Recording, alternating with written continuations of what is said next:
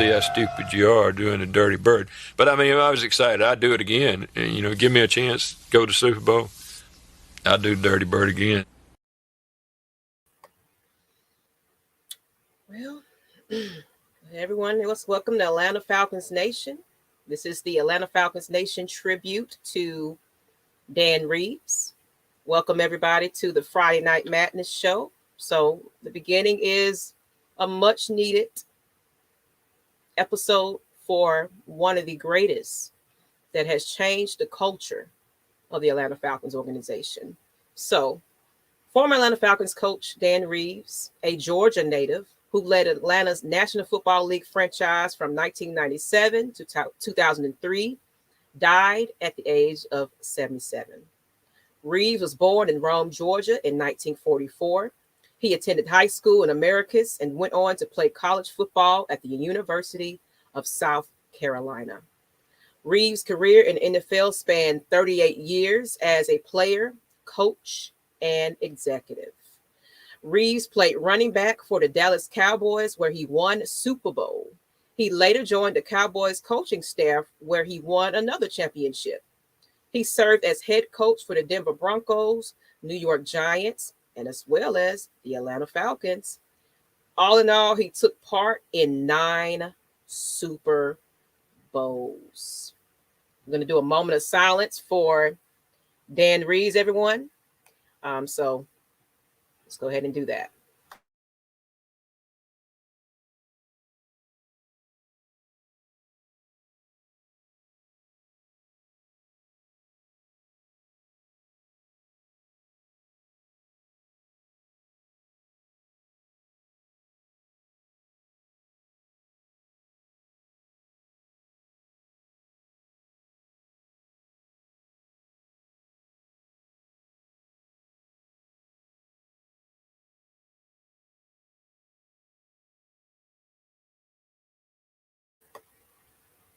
All right. Moment of silence. What's going on, everyone? How are you? Welcome to the Friday Night Madness show. And today we're just wanting to talk to this great man. As you guys can see, I'm a little better today. Y'all catching me with no lashes today, but whatever. Doesn't matter. So let's start. Who wants to kind of build some thoughts, and then we'll go to the chat and see what everybody else is talking about. Who wants to start? Just their memory of Dan Reeves. I like to kind of talk about before kind of his path before getting to obviously the Falcon stuff, but I think what's important for people to understand, and this is why I preach being patient. Like Dan Reeves was one of those coaches. Yeah, he started out. He started out with Denver, and one of the most important things in his career, in my opinion, that he was the guy, really behind, guys like John Elway, and everybody know the story behind John Elway. He started out slow. He started out one of the highest, one of the most talented quarterbacks to be drafted. Started out kind of slow, ended up, in Denver, and he played a significant role in the Hall of Fame career of a guy like John Elway. But he started out slow, kind of picked up. He ended up getting fired, and he's one of those guys that they grind. They grind their way to the top. He learned from a lot of his mistakes. Okay, he's not one of those coaches that immediately came in and earned very little and was handed guys like Aaron Donald. Like he wasn't handed anything. He grinded his way to the top. And then he took those lessons that he learned from a lot of his failures in Denver and other places. He took that, molded, and created an offense, a defensive plan from his mistakes. Okay? This is important to say this. From his mistakes, from his failures that we see constantly here in Atlanta. A lot of failures that have been here in Atlanta. This guy came to Atlanta and he changed the culture. And he believed in a guy, an African-American quarterback that a lot of people wanted no parts of. Nobody wanted any parts. And excuse me, this is I'm passionate about this. Okay, what I'm about to say is I'm really passionate. Nobody wanted to give Michael Vick a shot. But this man from Americus, Georgia, and everybody know how Georgia is, okay? Georgia has the stigma of being, very quote-unquote racist. But this man from Americus, Georgia, gave a shot to an African-American quarterback that nobody wanted any parts of. They said he could not make it in the NFL. And guess what? This man traded the farm, went up, got Michael Vick, and he brought him to Atlanta. And the rest is history. Michael Vick is one of the most iconic quarterbacks the NFL has ever. He took the league by storm. He created the DVD, Dunn, Vick, Duckett, Algie Crumpler, the defenders that he brought in. He was the team president. He brought in guys like Wade Phillips, gave these guys a shot. Greg Knapp, who was the offensive coordinator for him. This man deserves more respect because he gave us one thing that we should never forget, and that's a Super Bowl, the first Super Bowl in his organization. This man deserves a spot in the Hall of Fame, and it's a shame that he did not get there, but we're going to get Mr. Reeves there. He deserves that. And that's if anything goes out of this, even talking to guys like Terrence Mathis, Terrence, I'm going to just say this right. Terrence is really hurt over this. Chuck Smith, those guys are really hurt. That man was more like a father figure than them. Michael Vick, these guys are hurt over this. Because like I said, he was one of the few coaches in the league that really believed and gave opportunities to running backs like Jamal Anderson. Nobody believed in Jamal Anderson. He was a late round pick. Look at that. Look at this picture. Look how Jamal is looking at him. Nobody believed in Jamal, but he took that inspiration. He took that faith in what a guy who played running back himself. He knew that Jamal would be a great running back. He took that and he molded this young fella. And he became one when he had his shot and Dan Reeves gave him his shot. He took it and he rushed for almost, 1,700 yards in a season, 1,800, excuse me. All because Mr. Reeves believed in him. Terrence Mathis, another guy that nobody believed in him. He left New England New York as a free agent. And Mr. Reeves gave him a shot and became the all-time reception leader here in Atlanta. All because of Dan Reeves. That's my tribute, and that's right there. None of this stuff is scripted. This is from the heart. As a kid who grew up and watched the Dirty Birds, that's what I remember.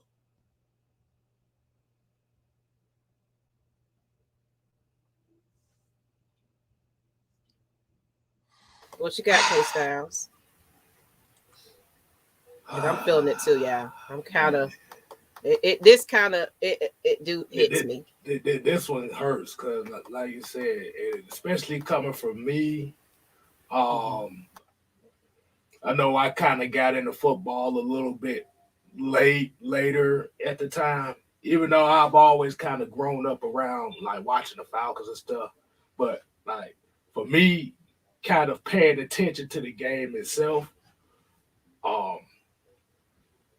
One memory I have, and this ain't even on the football field. I'm gonna elaborate on what Mike was saying, but basically, I remember right after they won that NFC Championship game, and I remember they went to South Lake Mall right before that Super Bowl, and we got a chance to go see them. See the team, and you could feel the family environment. You could feel the coaches. The Coach Reeves had these guys playing like a family. Like he said, he took a chance on a Jamal Anderson. He took a chance on Ray Buchanan. He took chances on Michael Vick. Like this guy, this guy was he was one of those coaches that you knew. And we had the interview before where he talked about Keenan Forney and Chris Drafford. He was talking about when he walked in there, he demanded respect. And you saw, and like I said, you saw it. You saw it as soon as you saw it. This guy was one of the guys responsible for the Hall of Fame career of Shannon Sharpe. Remember, you got to remember that. So this guy, he had an eye for talent, even though it might have been hidden in the dirt. He knew how to dig it out. He knew how to dig out the best that you could. And like I said, he was Atlanta for a while. Like he was in Atlanta when he actually passed away. Mm-hmm. It's almost kind of like a poetic end to a legendary coach. Oh yeah. Like you said, he made his name in Denver. Like you said, the first Super Bowl appearance in this franchise history was under this guy. In a season that nobody thought we was even gonna make it that far. Hell, we didn't even know they was gonna make it that far. Hell, we didn't know they was only gonna lose 2 games that year. Right. But like I said, what you saw the dogs, you saw the fight, you saw the players out there playing their asses off. And this was attributed to him because he knew how to get the best out of everybody.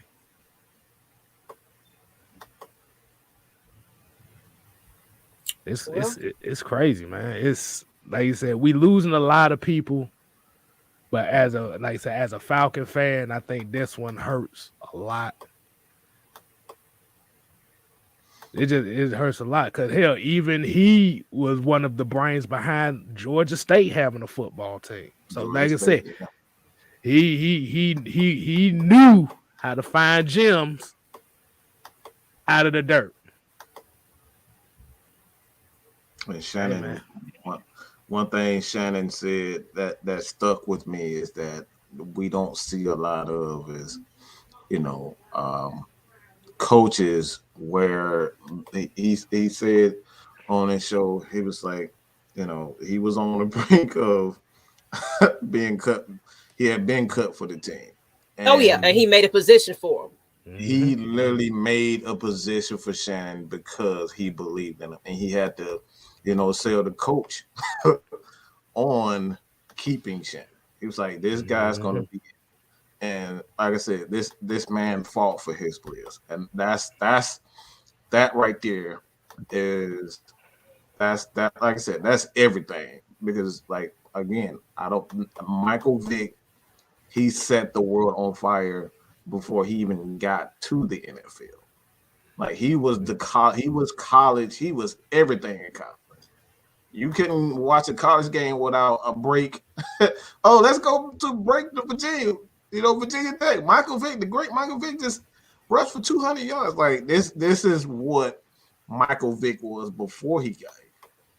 And the question was almost like Lamar Jackson, where people were questioning whether or not he can be a quarterback. So he was on a lot of scrutiny from his peers to like, this guy's not going to be in. This is why San Diego didn't want to take him, because they were questioning whether or not he was going to be a good quarterback. Michael Vick, I would say this about Michael Vick, and I can honestly say this now, is because he knew that this man was not BSing him. You could look at the picture where you guys can see the picture. I don't know if we got the picture, but the picture of him looking in Michael Vick's eyes. Oh, I didn't put that in that one. I didn't put that one up. That picture is everything. That's how you get players behind you. That's how you get people behind you. Sincerity, honesty. Mm-hmm. The look that Jamal. Terrence Mathis sent us a picture today, and the look that he had. Yeah. I can put that back up. The look that he had, he looked at those guys like they were his babies. You know what I'm saying? Yeah. Mm-hmm. They were his babies. And he said this made him tear up when somebody sent that to him today.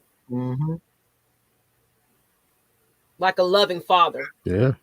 A loving embrace. Mm-hmm. Look at that. It's nothing fake about that. We live in a time where people are making hundreds of millions of dollars to play a game. But this right here, this is what coaching is about. And I want to add, to it,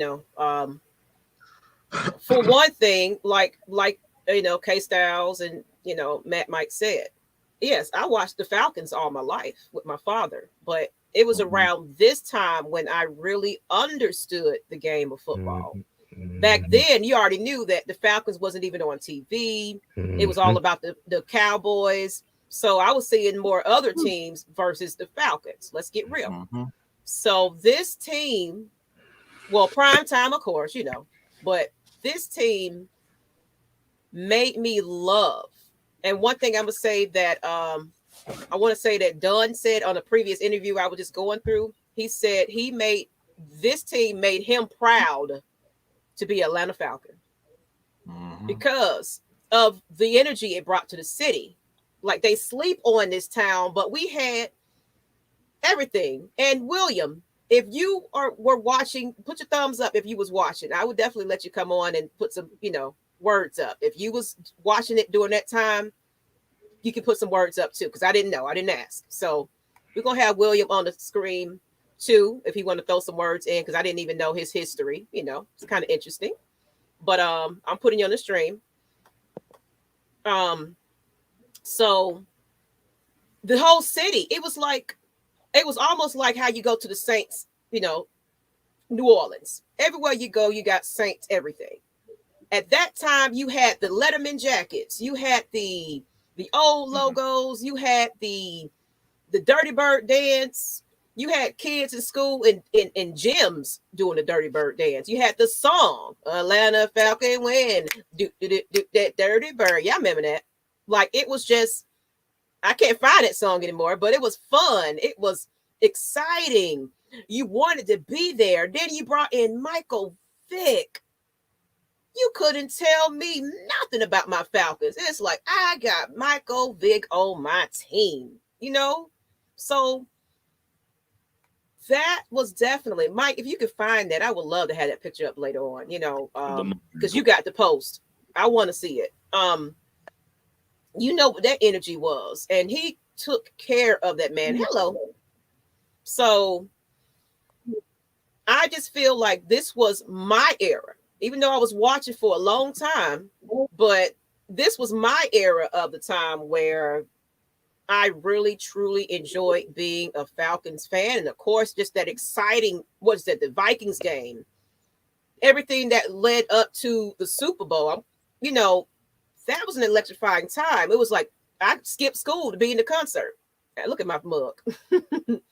I skipped school, not concert, the parade. Me and my twin sister, we was like, we are not going to school today because the Falcons got a parade. And sure enough, we recorded it on the video VCR and everything.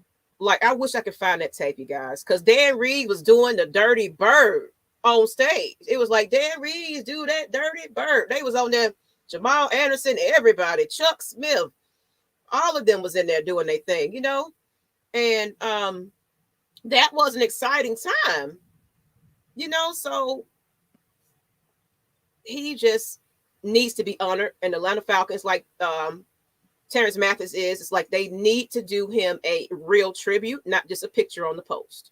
It needs to be an actual tribute right before this game. Mm-hmm. That's what I believe. So, Will, you want to add something about Dan Reeves? Did you want to add anything to that? Yeah. What I first noticed and what kind of first turned me on to the NFL, I tuned into a Falcons Vikings game, and I vowed I said the team that wins this game is going to be my team, and that had to be the day where Michael Vick just decided to run absolute roughshod on the Vikings D. So I was like, yeah, I'm repping with these guys from now on. My memories of Dan were toward the end of his career, but I mean, the credentials speak for themselves. I mean, 9 visits to the Super Bowl, 4 different teams, the amount of Hall of Famers that he brought along. It's a no-brainer that this man has to be in the Hall of Fame. We need to put more respect on his name, in my opinion. He doesn't get mentioned enough along the sort of the upper echelon of coaches, for me. Yeah, I agree. You know, that's why it's unfortunate he didn't get the Hall of Fame, you know, because it's like 9 Super Bowls appearances. And the love that the team had for him, the players. Mm-hmm. You know, the superstars he brought out. Everyone wants to remind us of Belichick. And you're breaking up just a little bit, William. Just a little bit, just to let you know. But that's the picture. My apologies. Mm-hmm. That's beautiful. Those are my birds. Just think about it. If Dan Reeves probably would have stuck around longer, Michael Vick probably would have been a better quarterback. That he fought tooth and nail. They fought tooth and nail for each other. Mm-hmm. They did. Mm-hmm. They was a family. I think Terrence Mathis on the previous episode, he said they used to buy each other dinner. You know, they'll go out to eat as a family and just do things like the rookies would foot the bill. So if it was more than one rookie, they split the bill type of situation. So it was just like, it was honor, respect of the veteran player. You had to go to that player before you can get to the head coach to discuss anything. Mm-hmm. It was that type of sort of situation in that. And like Mike said, you straighten up when Dan Reeves came into the coaching room. It's like, oh no, you don't play. And they was dressed to the nines. They suit and tie. It wasn't no regular outfits. They came to dress professional, you know. Mm-hmm. So I just enjoyed the integrity that he put on his team and his organization. Mm-hmm. Anyone else want to add anything? I just feel like he commands a level of respect that the current coaches evidently don't get. I mean, what we were talking about earlier on this morning with Calvin, could you really see that situation happening in a Dan Reeves-led team? Because I sure don't. I just think that we need to get back to that mentality that he brought to the team. we have to be more accountable, but just for ourselves, we have to look out for our fellow birds. I mean, there's 53 brothers there, not counting the coaching staff, and there's almost dad, if you will, got your back all the way. So, I mean, if we can aim to kind of get back to that, I think we'll be doing okay. Well, I got a point to ask. Do you think that Arthur Smith is that coach that's getting that accountability back into this organization based on what you've seen so far? What do you think? Interesting. Personally, I think it's too early to tell. I think he needs a second year. Because going into this season, there was a lot of people who didn't even think we'd be anywhere near 7 wins. Well, I'll say it because hopefully we beat the Aints on Sunday. But I mean, we were projected to be a 4 or 5 win team. So I think he definitely knows what he's doing. It's just we've been in a bad situation for quite a few years now. So it's going to be more than a 1 year fix, for sure. But I think we need to give him the opportunity. I think he's at least earned another season in my book. I mean, I feel like to that answer, the question is like, I felt that you could see it a little bit though. It was basically everyone was starting to step up and prove themselves, so that accountability is starting to reflect. But yeah, it is way too early for that, to determine that. But it's like, I did see a difference in the attitude of these players. It wasn't that babysitting, crybaby, oh, let me get my way type of attitude. It was like, I got to prove myself right about now because he's going to sit me down.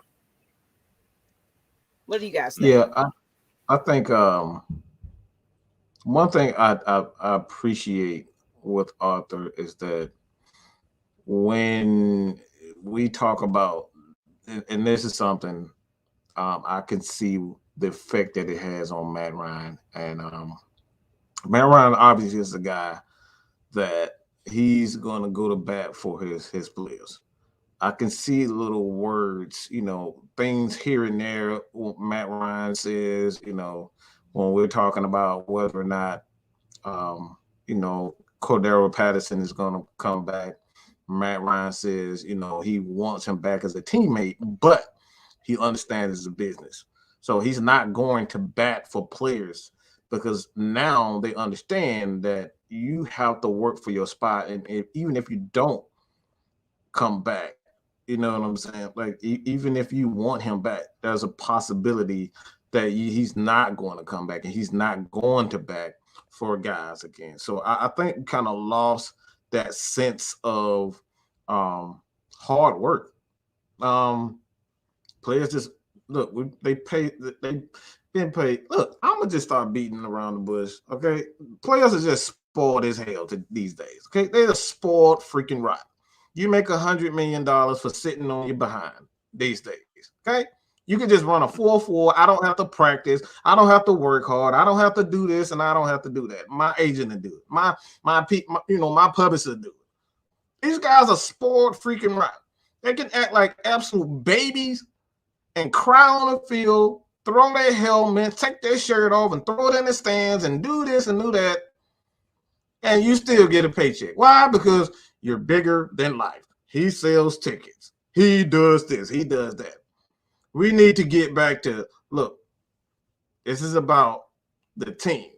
If you are on board with the team and our philosophy, then you're going nowhere. You can go bye-bye. And that's one thing I'll always say, even though they have a long history of cheating, I can respect for Bill Belichick. You're never bigger than a team. Tom Brady thought he was bigger than a team, and he would just get his way in New England. And Bill said, hell no, we'll do it without you.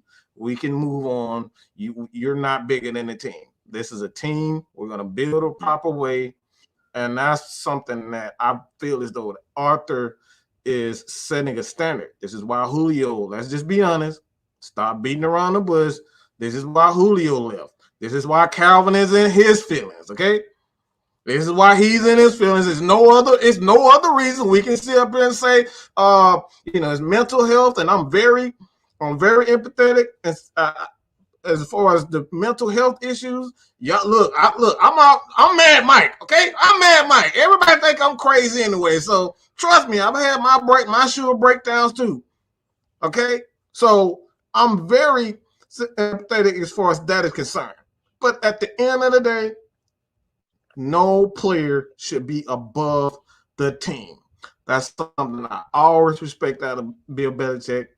That's what I always respect out of Matt Ryan, and that's why I'll always go to bat for him, because even though he has one of the best games, his team play like absolute crap, he still goes and say, man, I could, if I could have did this, if I could have done this, we would have won the game. He takes all the blame. That right there is a leader, and that's what players should be doing. That's what we need more from our players, instead of saying, "Oh man, I'm Julio Jones. Look at my ring. Look at the chain with the jet. Come on, man, get out of here with that mess, man." I want to get to this. And I want to get to this comment because he just put so much effort into this one about Dan Reeves. He said Dan Reeves was the first coach that the Falcons ever hired where I actually felt someone with a good professional background, and he said that in bold, had come to help. He'll be missed by many. Rest in peace, Coach Reeves. Well said, Ghost Peppers. Well said. Absolutely. But as far as the question that you had asked, My bad. I'm about to say, as far as the question that you had asked, Maggie, my bad. I didn't know what was going on. But yeah, can Arthur Smith be like Dan Reeves as far as accountability? Yes, you see it on the field. Like you did. You took, and we said it earlier, when you took a team of misfits. Let's just be, the Falcons are misfits this year. Yeah. And did more with them than what the previous regime did with the team the last 3 or 4 years. And like you said, all that comes down as accountability. I mean, you don't hear Arthur Smith in the press conferences talking about, we were pissed off, and we're gonna come in pissed off next week, and then you see the same damn result. We don't see that. Like even with him handling the Calvin Ridley thing, he'll tell you like it's the he give the same answer about that. He's worried about the 53-man roster. Them the only guys he's worried about. He's worried about getting them guys better. Mm-hmm.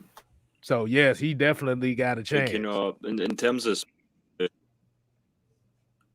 when you are mentioning that whole kind of diva attitude, it just kind of throws me back to it was an old Dallas Cowboys video I was watching of Michael Irvin, and he makes this ridiculous one-handed catch and goes over to his head coach, who basically tells him, "Yeah, don't be pretty, be good. We don't want your diva attitude. We don't want you to try and be Superman. We just want you to pull on that red and black jersey and go to work. Do your job. If 53 guys do their job, we're winning the game." Absolutely. And then that's what Arthur Smith is bringing back. It's like, I don't care all that, I don't care who's a superstar or whatever y'all trying to make it. Everybody has a job, and everybody's going to do that job. You're not going to sit on the sideline because you just don't feel like practicing today. You coming in and you going to practice. Bottom line. So what I liked about what Arthur Smith said in his first meeting is like, I'm not worried about somebody that's not on the field. So next question, please. So he meant business from the beginning. So I feel like the more we get those players that he want, we're going to see a lot more of that in the next season. So I'm actually can't wait to see what this offseason. I'm excited about the offseason at this point. I can't wait to see what we're going to get. Yeah, I'm looking forward to chatting draft with all. I think that's going to be a lot of fun because there's a lot of different ways we could go. Edge, offensive line, receiver. There's a few places we could bolster up. So be a few interesting chats coming down the line. Yeah, and we did last season. We did a whole 3 days of just full draft show. I don't know what we're gonna do this year. I don't know if we're gonna end up doing that again. I think we were saying we're gonna do shifts, but we sat through the entire first 2 rounds and a little bit of the third. I think wasn't it the third too? Yeah, that was long. Yeah, that was me and Mike we did overtime that week. But and it's funny because people sat there and watched it with us the whole time. They remember parts, especially when the Kyle Pitts came. That came. Everybody was on here like, yeah. And then of course we would see in the chat, oh no, we didn't get a quarterback. Oh my God, panic everybody. So that our reaction, it was hilarious. I think we had who we have on there? Will McFadden, I think. Matt Carroll. It was Matt Carroll. So we all in here cheering. That was fun. So we're gonna do it again this year, but we're gonna do it in shifts. Me and Mike is not gonna sit down for 5 hours with y'all. Oh, man. I'm taking a smoke break. I'm walking away. You gonna be there? As the new blood, I'll put myself in the hey. If you guys want to. So we got to volunteer. Good. We're gonna need shifts. We're gonna need everybody to put all punishment.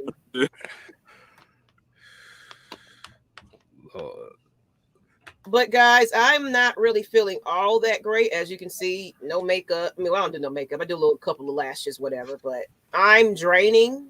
So I just wanted to do that tribute. I appreciate you guys letting me hang on with you guys. I appreciate you guys tuning in to me this morning. That was an impromptu thing because I had the energy, but I'm starting to feel that fatigue again. So I would love to hang with you guys, but I'm gonna go ahead and bounce off. Okay, y'all be safe. If you got COVID, plenty of Gatorade, people, because this is what I'm surviving off of. So I appreciate everybody. I was like, I'm gonna do this regardless of how I feel. I just really wanted to do a tribute with Dan Reeves, so. Rest in peace to him, you guys, and appreciate you guys. Okay, I'm out. All right, get better. Peace. All right, ladies and gentlemen. Before we anything else, I want. What's up? What's up? You kind of break it up. I just wanted to thank you all again for having me. No problem. Oh, shoot. Hey, man, we always open. I just wanted to thank you. Definitely. But, so, hey, like I said. How are you guys feeling about Sunday then? You think we can win this?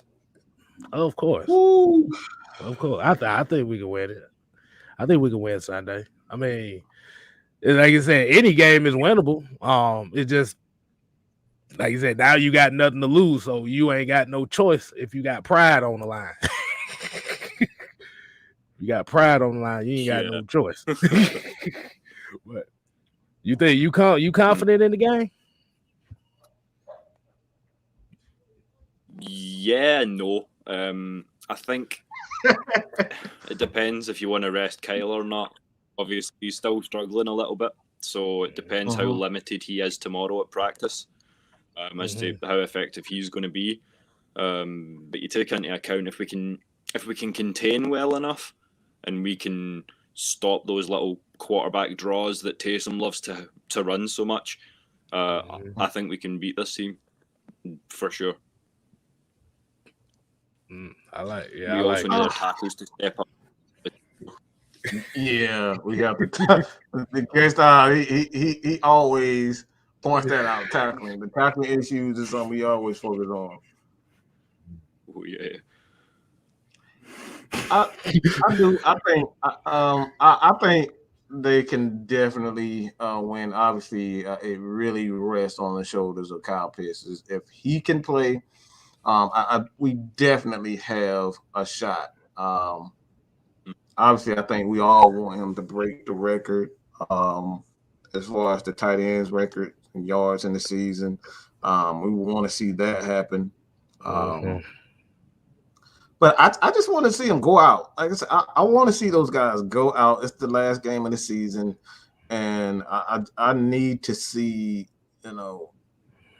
open up the playbook on both sides of the ball. Like, don't play, too crazy, but go, open it up a bit. I need to see more. You know what I'm saying? What could potentially be if we had those players? Even if if you don't have the players, I need to see what you could potentially do on both sides of the ball. If we had those players, and one player in particular that I've said this before, but I just need to see more out of Dante Fowler. He's been a great disappointment. He's been a disappointment for a guy that's making so much money. Yeah, I made a point of that this morning. I mean, 7 sacks in 2 years. Oh, that's not $40 million worth of DN to me. Not $30 million worth. $30 million worth of 7 sacks. $30 million. Come on, man. Shit. You talk about $30 million worth of kung fu kicks. That's all I see from him is kung fu kicks. I'm sorry. Like I said, I try to have faith in him and all that stuff, but every time he on the field, like I said, and the bad thing about it is he could have at least 9 sacks this year if he stayed on his feet. He always want to jump and dive. He's almost there. He dives at the quarterback. Like, why are you? He's right in front of you. Why are you diving at his feet, diving at his head? Like, and that just he would be the Madden player who always tackles. Is that? Yeah. Like you say, he the Madden player that would get to the quarterback, but for some reason get warped away from the quarterback. That's him. Yeah. Oh my god. Oh, like I say, I don't know. Now that y'all think about it, and Tyler Davidson's gonna be playing too. Oh Lord. Damn, now I might change my mind. I don't know. I don't know, man. But yeah, take that back. I might. I'm 50-50 now. I just thought about it, and then one of my homies, he sent me a stat on Steven Means too, and he said in 13 games. This is a shout out to ATM. Let me go ahead. I'm bring it up, and he sent this to me. He said, Steven Means in 13 games has 0 sacks, 1 tackle for loss, and 2 quarterback hits. Christ, that is bad. that is Lord. That's insane, man. And it's like, it's gonna have to come down to the offer. Like I said, they just gonna have to hopefully make some plays on defense. It's gonna have to come down to that because I can't. Yeah. Dante Fowler, him bringing up that. But it doesn't make for great reading when you look at it, and it's that we're double-digit sacks behind the next lowest team. Like Jacksonville's got 29, New York's got 29, and there we are sitting at 17 sacks as a team on the year. It's just like, come on, there's players going out for 17, and we've got that. Right. Right, and but that's why I was saying as well as this is the last game because everybody's going to be playing for contracts next year. So you're going to have to bring out everything, and you don't bring out everything, but we're gonna be still sitting here talking trash about the X number of players that we saw did nothing.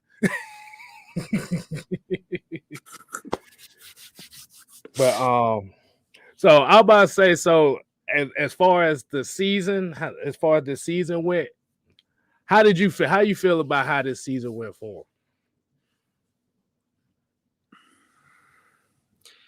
I feel like we lost too many close games. That Washington one stung. That one really stung.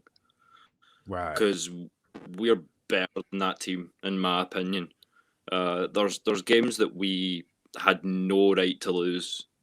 The first one against Carolina, that was atrocious. I mean, it's the inconsistency that gets me. I mean, we can go up there and play our hearts out and give Buffalo a damn good game in the snow. And I mean, the last time the Falcons played in the snow was, what I want to say, Green Bay, 2015. So we don't always get snow days, but we turned up that day. But yet we can't bring. Not all three phases turn up at once. The offense will be great, but the defense is woeful. Or if the defense steps up, Matt's not connecting with his guys on offense. It doesn't seem like there's been a game all season where we've turned up offense, defense, and special teams. You know. Right. Yeah. That's what I said before, man. It's like took a whole team of misfits and got about 7 wins out of them. That, like I said, that right there in itself is a major accomplishment, especially when most, like you said earlier, when most people thought there was a 4 or 5 win team.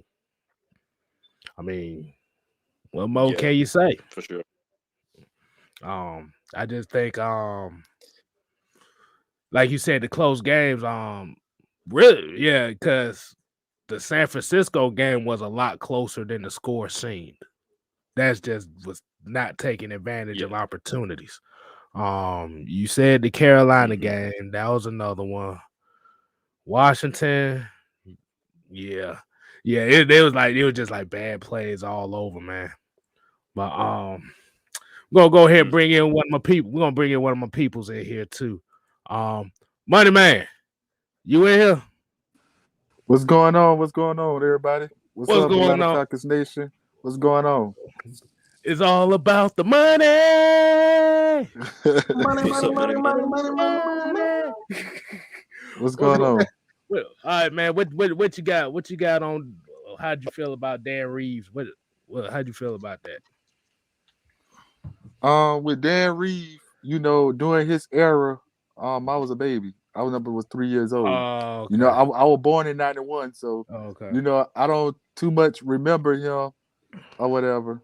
So, but I remember, I think some of his guys was with, you remember the kickoff return of Rossum and all that, and Warren Dunn. I remember Algie Crumpley. I remember them. That's as far as I can remember. That's what with the squad with Michael Vick. Yeah. Like I said, because you did remember that season as far as that one Michael Vick season. And what was your thoughts on that season as far as how Dan Reeves coached this team? If that's the season you remember. See, back then, that's the season I remember. So back then, I was a little boy, so I'm still learning football, just getting into playing the little league pop water. So I was still understanding it. But when you go back and look at film on YouTube from those days, like we really was balling back then. Like we really was balling. Because I think one of the years, I think he went to a Super Bowl. We went to a Super Bowl in what, 91? 98. 98. Okay. 98, yeah. But yeah, that was a little early. I was what about 2 years old, 1 or 2 years old, 3 years old. Man, you're young. Exactly. Well, I'm feeling all older and shit now because I was like, damn. But yeah, man, it was some fun times, man, and it was just unfortunate that the year Michael Vick got hurt and him trying to get back, and he just eventually he was not the coach here no more after the 03 season. Yeah, after the 03 season, he was not the coach here no more, and we unfortunately had Jim Moore Jr. who didn't show the same accountability as Dan Reeves did, and you saw it on the field. But Mike, you want to go ahead and get into what the main thing we want to get into tonight is? Oh, You want to go ahead and get into it? brother. Let's get Look it, at here, brother. brother. We're gonna go ahead and do it like this. Calvin Ridley. Oh, Woo, Calvin boy. Ridley. Lord The have mercy. nitty gritty. Let's get to We the gonna nitty gritty. we about to really get into this. We kind of got into it a little bit yesterday. Let's really get into it. Okay, so a lot of people already know this is one of the main trending things going on right now. Calvin Ridley putting up the Snapchat of his stats. I sent the picture. I forgot the picture. Brian Federer tweeted back like, "What the hell is he? What the hell are we supposed to do with this?" Yeah, man. So I'm about to say, Go ahead. what? Okay, so Set my it up, thing is with how this went. What do you think was the purpose of him doing that? You want me to get it out of the way because I'm getting irritated. Go ahead, man. Go ahead. You might be pissed off, Mike, tonight with this one. All right, go ahead. First of all, I don't give a fuck about no disclaimer, none of that shit. So you can take it however the hell you want to take it from this point. This Friday Night Madness, and y'all know how it goes, how Friday Night Madness going on. So I'm gonna just give it to you real raw, all of that. The hell with it, the hell with your opinion about me. Like I said, I'm just gonna give it to you real, dig to you raw. I'll leave the consequences for what they are. I don't give a shit. It was fucking selfish. It was selfish as hell.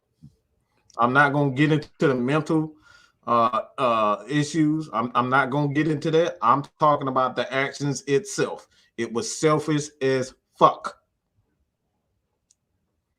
Your teammates, okay? Like I said, Matt Ryan is he's on the field getting his ass kicked. Jalen Mayfield, this guy's been thrown into, he's been thrown in the fire as a rookie offensive lineman. He getting his ass beat. Matt Hennessy, this is his first full year as an offensive lineman. He's getting his ass whooped. We have no wide receivers with experience other than Tajay Sharp. These guys barely have 4 years experience in the league with significant playing time. Zacchaeus was a guy who was a role player. Again, yeah, he's been in the league, 2-3 years, but he hasn't had significant playing time. So if you left these guys on this team thinking, oh, Calvin Ridley's going to be the star. Okay, I know he's going to be there. This is my guy. He'll never leave us. Only say he's gone. Mental issues. Okay, that's fine. Now, we're going to address the elephant in the room. Whether he was at the Alabama game or not, I heard several people that come out and said, yeah, they saw him there. Okay, let's just keep that. We've had several people say that he's been there. So I'm just going to say this. It was selfish as hell. This is about your teammates. When you're talking about team, the team isn't the Calvin Ridleys. This is not the Atlanta Calvin Ridleys, okay? This is about the Atlanta Falcons. You love your teammates. You're supposed to love your freaking teammates. You're supposed to be there as a teammate, and you are a captain. They chose you to be a captain, a leader amongst on the offense. You were chosen to be, and you took that on. So even if you're not there, stand on the sideline, clap. If you can't walk, if you don't want to be there, tweet something. Your fans, they believe in you. They love you. Little kids, look, my nephew, there's a lot of kids out here, they idolize and they want a Calvin Ridley jersey. You know how many people that spent so much money their hard-earned money just to get a Calvin Ridley jersey, and then the next thing they know, they see Calvin Ridley. Nope, Calvin Ridley, he's not there. He wants to tweet a picture of his fucking stats. Not everybody, not. He's not tweeting or whatever the hell you call Snapchat. I don't know what the hell you call Snapchat, taking snaps. I don't fucking know. Whatever the fuck it is, it was a picture on there. It's a damn picture. That's who the hell? I said, who the hell even on Snapchat? Who the fuck is on Snapchat? You know what? And Mike, you just brought up a good point. You just brought up something I just thought about. Maybe the reason why he put it on Snapchat is because if you put a picture up, it only lasts a certain amount of time. Yeah, it's only 24 hours. And he didn't think nobody was gonna catch on. Somebody caught that. Somebody caught it. So, like I said before, I don't give a damn about none of that mental issue. Look, we're talking about his actions. About his actions. Because when we talk about mental health leaves a trail. It used patterns. Anybody who's had any type of mental issue, they've had some sort of breakdown, whether they're not eating, they're not talking, they're not leaving their job, they don't want to be around their friends. It's something. Patterns. This guy wasn't arrested. He didn't beat up a woman. He didn't get beat up. He didn't run from the police. He didn't get caught with a pound of weed in his back of his car. It was none of that shit. He's been a perfect goddamn angel. He's been a perfect fucking angel, okay? And like I said, excuse my damn language. He's been a perfect fucking angel, and we're supposed to believe I have mental issues. I'm telling you right now, I've had breakdowns, and I was far from a perfect angel, okay? Yeah, boy, man, Mike was perfect, far from perfect when I had my issues. So at the end of the day, we have his actions to speak. He didn't praise Matt Ryan for hanging there, buddy. We're gonna do it next time. No, he didn't do that. He posted a goddamn picture of me. Look at me, Calvin Ridley. Look at my stats. It was him. He posted a picture of his damn self. He posted a picture of him, not the team stats, not Matt Ryan's stats, not someone else. He didn't post a picture of the team was 8-9 or 7-9 or whatever the hell we are right now. He didn't do that for the team. He posted pictures of him. You. Okay? That's what he did. He did that. Of him. So all of these people, please, if you want to come for me, I'm ready for it. But at the end of the day, Calvin Ridley chose what he wanted to do for his goddamn self. It's him. He focused on him, and that's why I have the damn problem at. Not the team. He wanted the focus to be on him. Not the team. And that's all I got to say about that. Yeah, man. Okay. Be honest with you, I feel like he took like Mike, I ain't gonna say like Mike said, like I've been thinking, he literally took a dig at the whole team by doing that. Like most people might not think, okay, he took a picture of his stats. Okay, we see the career, But think about the year the Falcons are having at the as a receiving core in itself. This is literally one of the rated worst receiving cores in the league, statistically and visually. So when you put something out there like, look at my stats, you're basically throwing shade. He's basically throwing shade at the other guys that are still out there. Now, when we talking about the mental issue thing, you got a guy on the team that's an advocate for mental wealth mental health awareness in Hayden Hurst that you could talk to. But he chose not to. To be honest with you, I think Calvin's been talking to Julio this whole season. Think about this for a second. Calvin really went out with mental health. With mental health. Julio literally went out around the same exact time, even though he was hurt and ain't played since before last week. You got 53 guys out here who's busting their ass, trying to play the best they can. Even though, like I said, we talk shit about, okay, this team is not that good. We know they're not that good. You're a captain for a reason, bruh. You're supposed to be a leader. And the reason why we're coming at it like this is because if we find out that this fool used the excuse of mental health as an excuse to wanting to get out of Atlanta,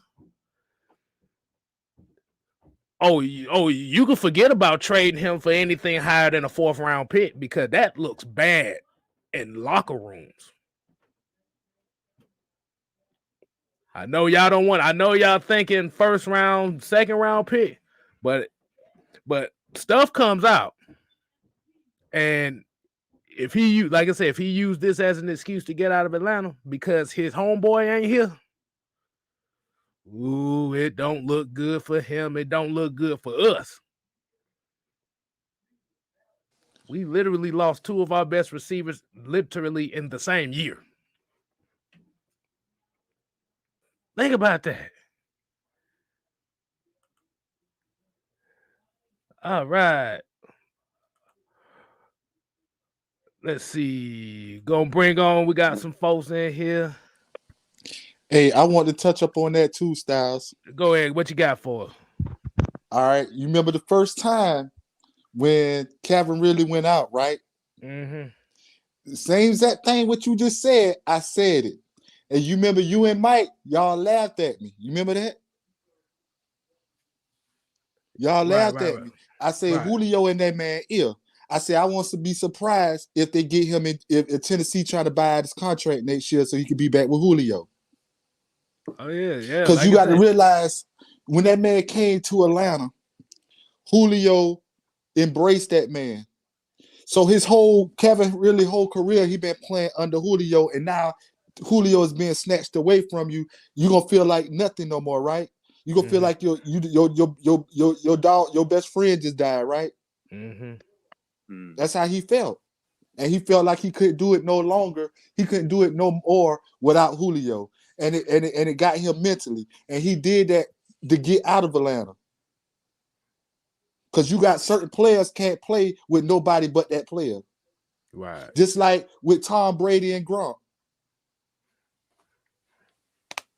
They had that connection. Right. Man. But before we get to the next one. If it's true that he's put these stats up just to troll us, trade his ass to Jacksonville. I don't give a fuck anymore. Like, honestly, if that's the way he wants to be, get him out. Yeah, man. Because like I said, it's like every move that he done made, every move this year, as far as Calvin, and like with Calvin, has been real fishy. It don't look right. But before we get some more other people on here, I see you, LT. I see you, TJ, in the back. Let me get this $5 super chat here. Big Sir said Roddy White, the only wide receiver out of Alabama, out of an Alabama school that was loyal to the team.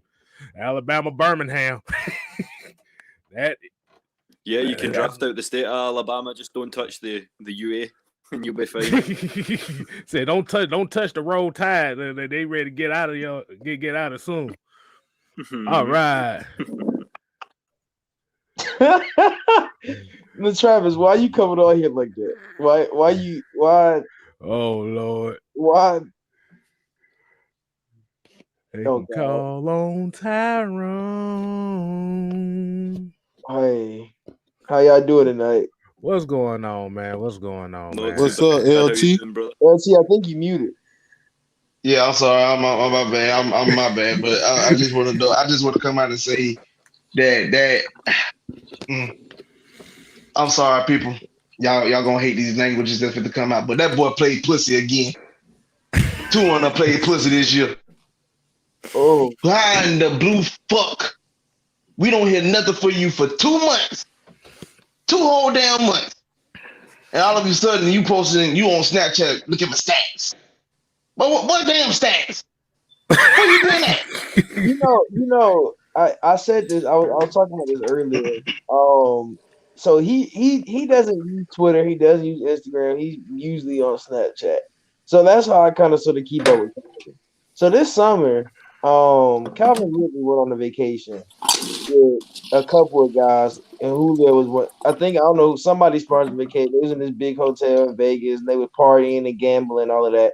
And he had it all on Snapchat. All season he was posting up. Y'all know he's a car head. So all the cars he got, he's posting them, all his cars, all them big cars and all this. And then out of nowhere, we get to the season, he was posting like, practice pictures, and he just stopped posting. So you've gone off of all your social media for 2 months, and literally you just popped up and was like, all right, let me just post these stats real quick. That's something Antonio Brown would do. That's really something Antonio Brown would do. Like you're pulling how people call wide receivers demons, and this is just showing you like y'all proving them right. There's only a certain few wide receivers that are actually like that don't think that like because okay, you're a wide receiver, you're an athlete. You don't probably play quarterback before you done play running back. When you a wide receiver, you probably done play by every position. But they chose you to put you outside because you was fast, you can catch the ball. That's why you don't play DB because you can catch. DBs can't catch. But you get into this point that you don't get on social media and just randomly post your stats and don't say nothing about the team. You didn't say nothing about the team, nothing about what I do for this team, blah blah blah. I could have seen if you would have came out and been like, oh, just on like some wild stuff and like, hey, I did this for this team, they need me, blah blah blah. I'd be like, okay, you just out here talking shit. But you're not even out here talking your shit. You out here just posting stats. Like, didn't even put the team on the stats. Just put yardage and touchdowns. Like, you don't make sense. It really don't make sense. Nah, TJ. The issue that I had, we ain't heard from you for 2 months, but you said you left for mental health reasons. No update. That your first time on social media in 2 months is you talking about your stats. No update. Hey guys, I'm glad just checking in with y'all. Still going through some things, this, that, and the third, but I'm okay. Just give y'all an update. Go Atlanta, still a dirty bird for life, whatever. You ain't say none of that shit. The first thing you do, you post about your motherfucking stats. Like my boy said, send them to Jacksonville. If that's the case. Hey. Send them to Jacksonville. Yeah. Send them to You can't New deny, York. you can't take away from him. It's a real cute stat line, but instead of posting about your stats, why don't you, come back to fucking practice and, grab some more for us? If you're feeling well enough to be at Bama, to be online interacting with people, why can't you interact with your teammates and your coaches and your fans and let us know what the fuck is going on? I want to tell y'all something, man. This was posted in one of our chats, but somebody posted up a screenshot of their distant cousin that's cousins with really they close. Nah, the man said again he used mental health as a cop out, but the man was like he didn't want to be around football, this, that, and the third. So why in the hell you was in California at the Giants and Chargers game? Now for that, it's a 3-hour difference time zone. So when that game kick off for them, it's 1:00, but it's 4:00 for us. We were literally finishing up beating Carolina when that game kicked off. But you in Cali at a professional game, but not for your team. You in California. And then, then we see you at certain spots, and people saying they see you at certain spots, and you still ain't saying nothing about the team. And I don't take mental health as a joke. Like, that's something serious. We all take that real serious because everybody got their problems. Everybody got they whole thing that goes on with them.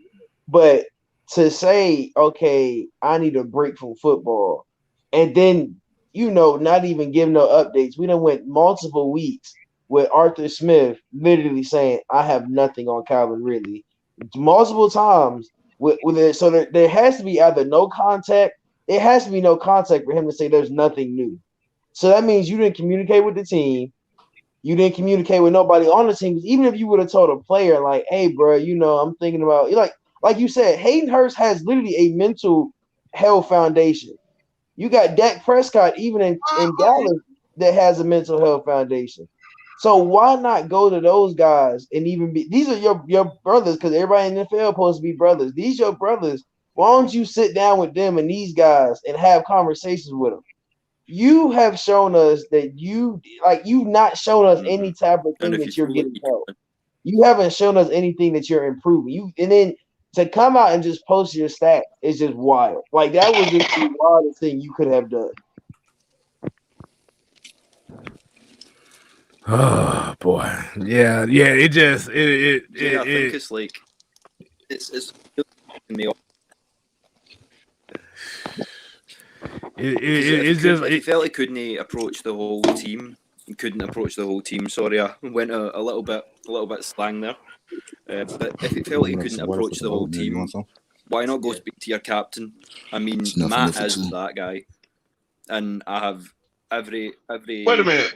Oh my God! You just said something. He would was really our captain this year? Yep, he was supposed to be one of the captains this year. Yeah, he was. It was 5 of them. We had 5 captains. He was one of them. Mm-hmm. Because remember when Arthur Smith first got hired, one of the first names he put as a guy that he was looking to step up was Calvin Ridley to step into that role. Y'all remember that press conference when he got on Calvin Ridley? Y'all remember that press conference? Anybody remember that press conference when he really went into him? Mm-hmm. And then the next week he didn't play. And then the next week he played in Miami. Then the next week he said he had mental health issues. Like, the man walked out on us with an hour before a game. Yeah. Come on, son. He walked out on us with an hour before a game. Practice all week. You part of the game plan. You walked out on us. Come on, dog.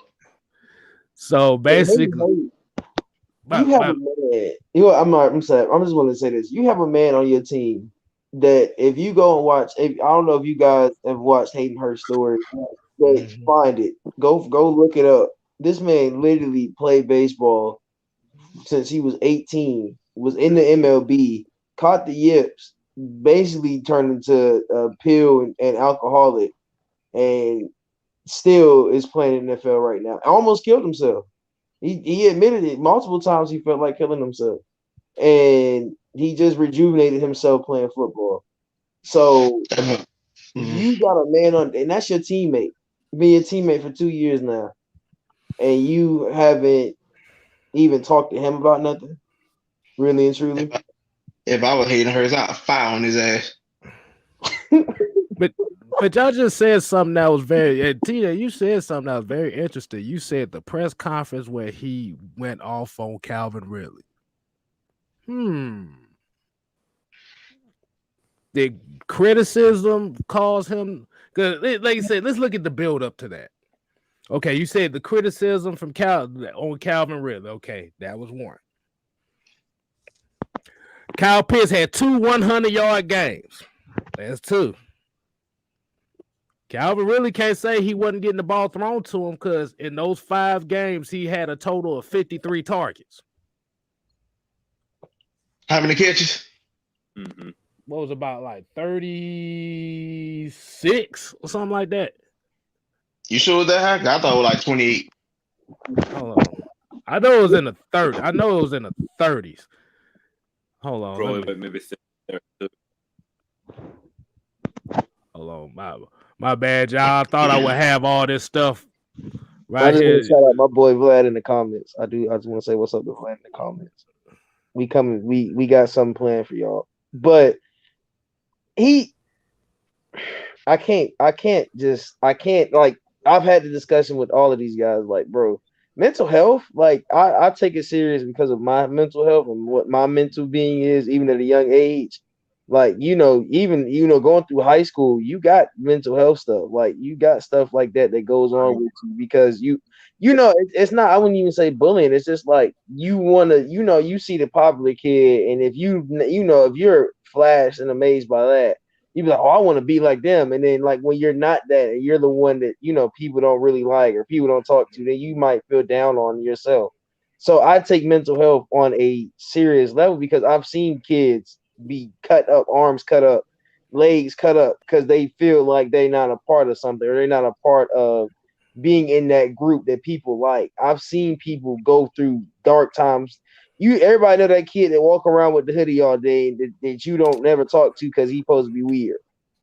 I talk to those kids because they never really had no friends. Like you got to think from a certain age, they've never really had cool. Like they've never been the guy that everybody want to talk to. You have to talk to those guys, and for you to take this route and say my mental health is so bad that I couldn't perform on the field is a way of saying, and then you don't pop back up and don't say anything about, yeah, I'm getting therapy, I'm getting help. All you said when you left was my mental health is in the right state. I don't want to play no more. You didn't even say, well, I'm going to go get help. If y'all go read the statement, he said nothing about going to get help. He said nothing about any of that. He just said, I'm taking some time away. So what was your real process? Like if you look at all these keys, I had to go back and look at it. You go back and look at these keys. He been throwing little shots. He been throwing little stuff like, bro, he's not that, like he really has shown you his butt to kiss. Like he done pulled his hands all the way down to his ankles. They not even on his feet. He ain't got nothing on. He just bent right over and said, kiss it. Like, that's exactly what he's In doing. other words, he Vince McMahon, and we all a part of the Kiss My Ass Club, huh? Yeah, literally. Damn it, kiss my ass.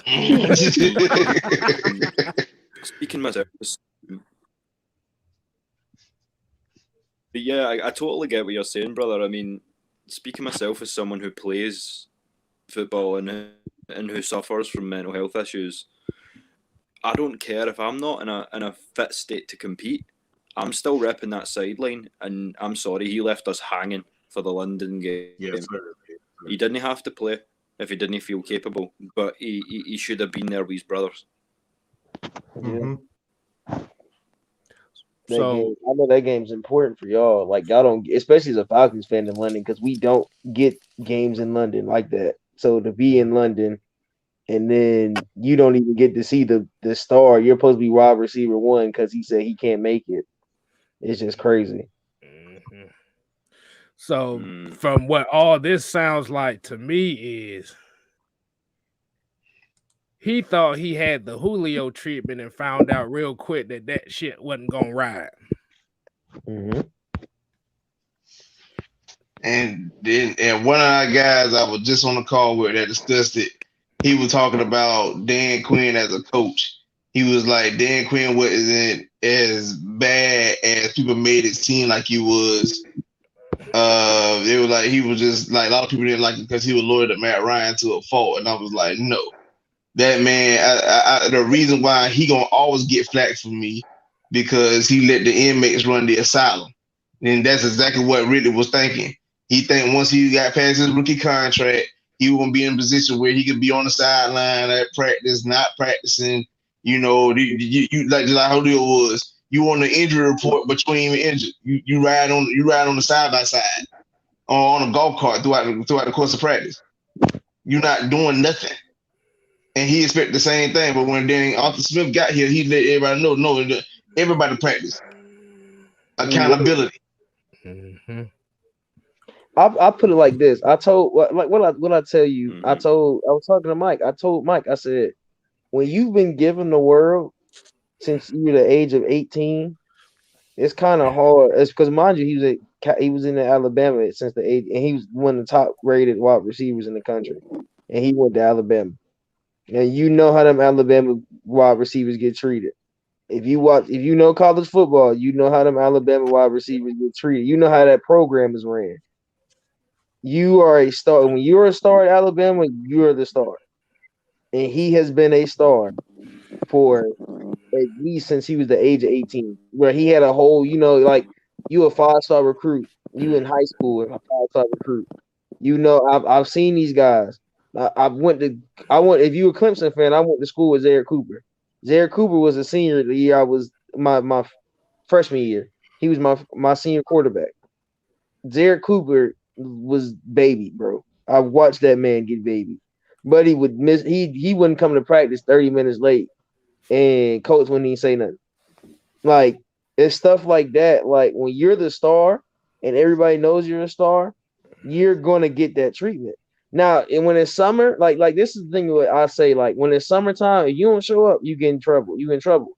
It's the same thing with Calvin. You don't show up the OTA, it's the same thing with OTAs. You don't show the OTAs, you don't get paid. It's the same stuff like that. When you can take a hit like that when you making $5 million. Okay, you take $100,000 out of my check. That's cool. I still got a $3 million left, $4 million left. Like, it's stuff like that where you don't, if you're not held accountable, what Arthur Smith did when he came in was starting to hold these guys accountable, and that made them mad. Dan Quinn didn't hold these guys accountable. He was making, you could tell as soon as, how do you get fired? How does a new coach get hired and you automatically want to lead the team? Think about it like that. Let me say this. How freaking hard is it to be considerate? How hard is it to be goddamn considerate? Guys, I'm okay. I hood up everybody. I tell people all the time, look, if I'm going to someone's house, if they came to my house to see me, I always say these two things. Call me when you get home. I'll call you when I get home. Just being considerate of the fact that they may be worried, they want to see me, get home on time properly. Okay? How freaking hard is it to just show people that care about you, even if your fans? If people haven't heard from me on social media, and I know people's like, man, these ain't your real friends and all. Look, there's people out here that really do care for you, care about your well-being, who are your followers. And like I said, these people are genuine. How hard is it to just be considerate? And that's what this is what it all comes down to. All right. All these silly clown ass comments talking about he don't owe you. Look, he don't owe you anything. No, he doesn't owe you anything. I don't owe anybody anything anyway, But consideration. Just be considerate.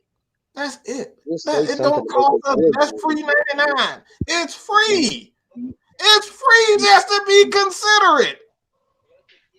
You know what's so crazy about this whole situation? The fact that Arthur Smith or nobody has an update on Calvin Ridley. You know what exactly that sounds like? When Julio Jones avoided contact with Arthur Smith, Arthur Blank, and Terry Fontenot when he wanted to get traded, avoided their phone calls and everything. Is basically the same thing. And people forget he didn't just do this one time. He did it twice. He did it before the Jets game, and then he did it again versus Carolina. When he did it versus Carolina, I already knew what the deal was, but some people were in denial. I already knew he didn't want to be here. That Jets game, the Jets game, the Carolina game was when we should have known. Everybody should have known it was something. When he put that tweet out in the middle of the game, mind you, we was losing in the fourth quarter while we're losing. Fourth quarter while we losing, and you go out here and you tweet, "Yeah, bro, I just can't do it no more." Why did you? What was that? Where did that even come from? First off, that's the thing about it. It just can't. And Julio did this too. Let's remember this. Julio in 2017. Julio got that huge contract. Julio didn't show up to practice all summer camp because he won another $1 million. Y'all remember? It was 2019. Yeah, it was 2019. He did it twice. 2019. He got the huge contract. That was after Michael Thomas got paid. Yeah, because we redid his contract 2 years later after we paid him because he wanted more money. Let's think about that. And Calvin thought, okay, they treated Julio so good, they gonna have to treat me like Julio because I'm the new number one. I'm the new wide receiver number one. I'm that guy. You walking around with a big chest, and then your coach come up to you and say, nah, bro, you ain't built like that. Yeah, I ain't gonna treat you like that. That's a whole different regime. You got a new GM, got a new, a new coach, got new other coach. All your whole coaching staff got fired. Your whole front office got fired. We got a whole new team in here. You are not gonna be treated like how Julio was treated. And imagine how that made you feel when you saw your best friend come in here. Well, your best friend when you got here, your Alabama alumni brother, you saw him at the same point, at the same team, get treated like a superstar, and then your year when you wide receiver one, you don't get treated like that. You get put in the you basically, and then you got your coach in a press conference telling you how bad you are. And you know what's so crazy too? Even though Julio pulled what he pulled, whenever he was injured, at least he was on the sidelines giving game and coaching the wide receivers. Like Calvin Ridley, you couldn't. Exactly. Yeah, you had mental health issues. You couldn't be out there on the sideline coaching these receivers up, giving them the game that Julio gave them, because Julio learned the game from Tony Gonzalez and Roddy White.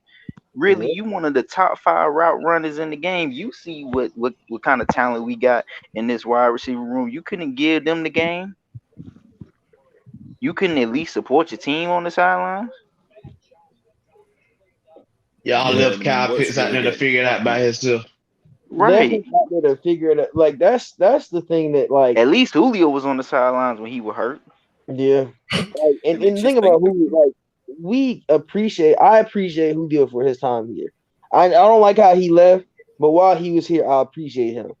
I appreciate the years you gave us, these big games, these big yards, all of that stuff. I forever love that man for what he did in Atlanta. How you left us was a fuck you.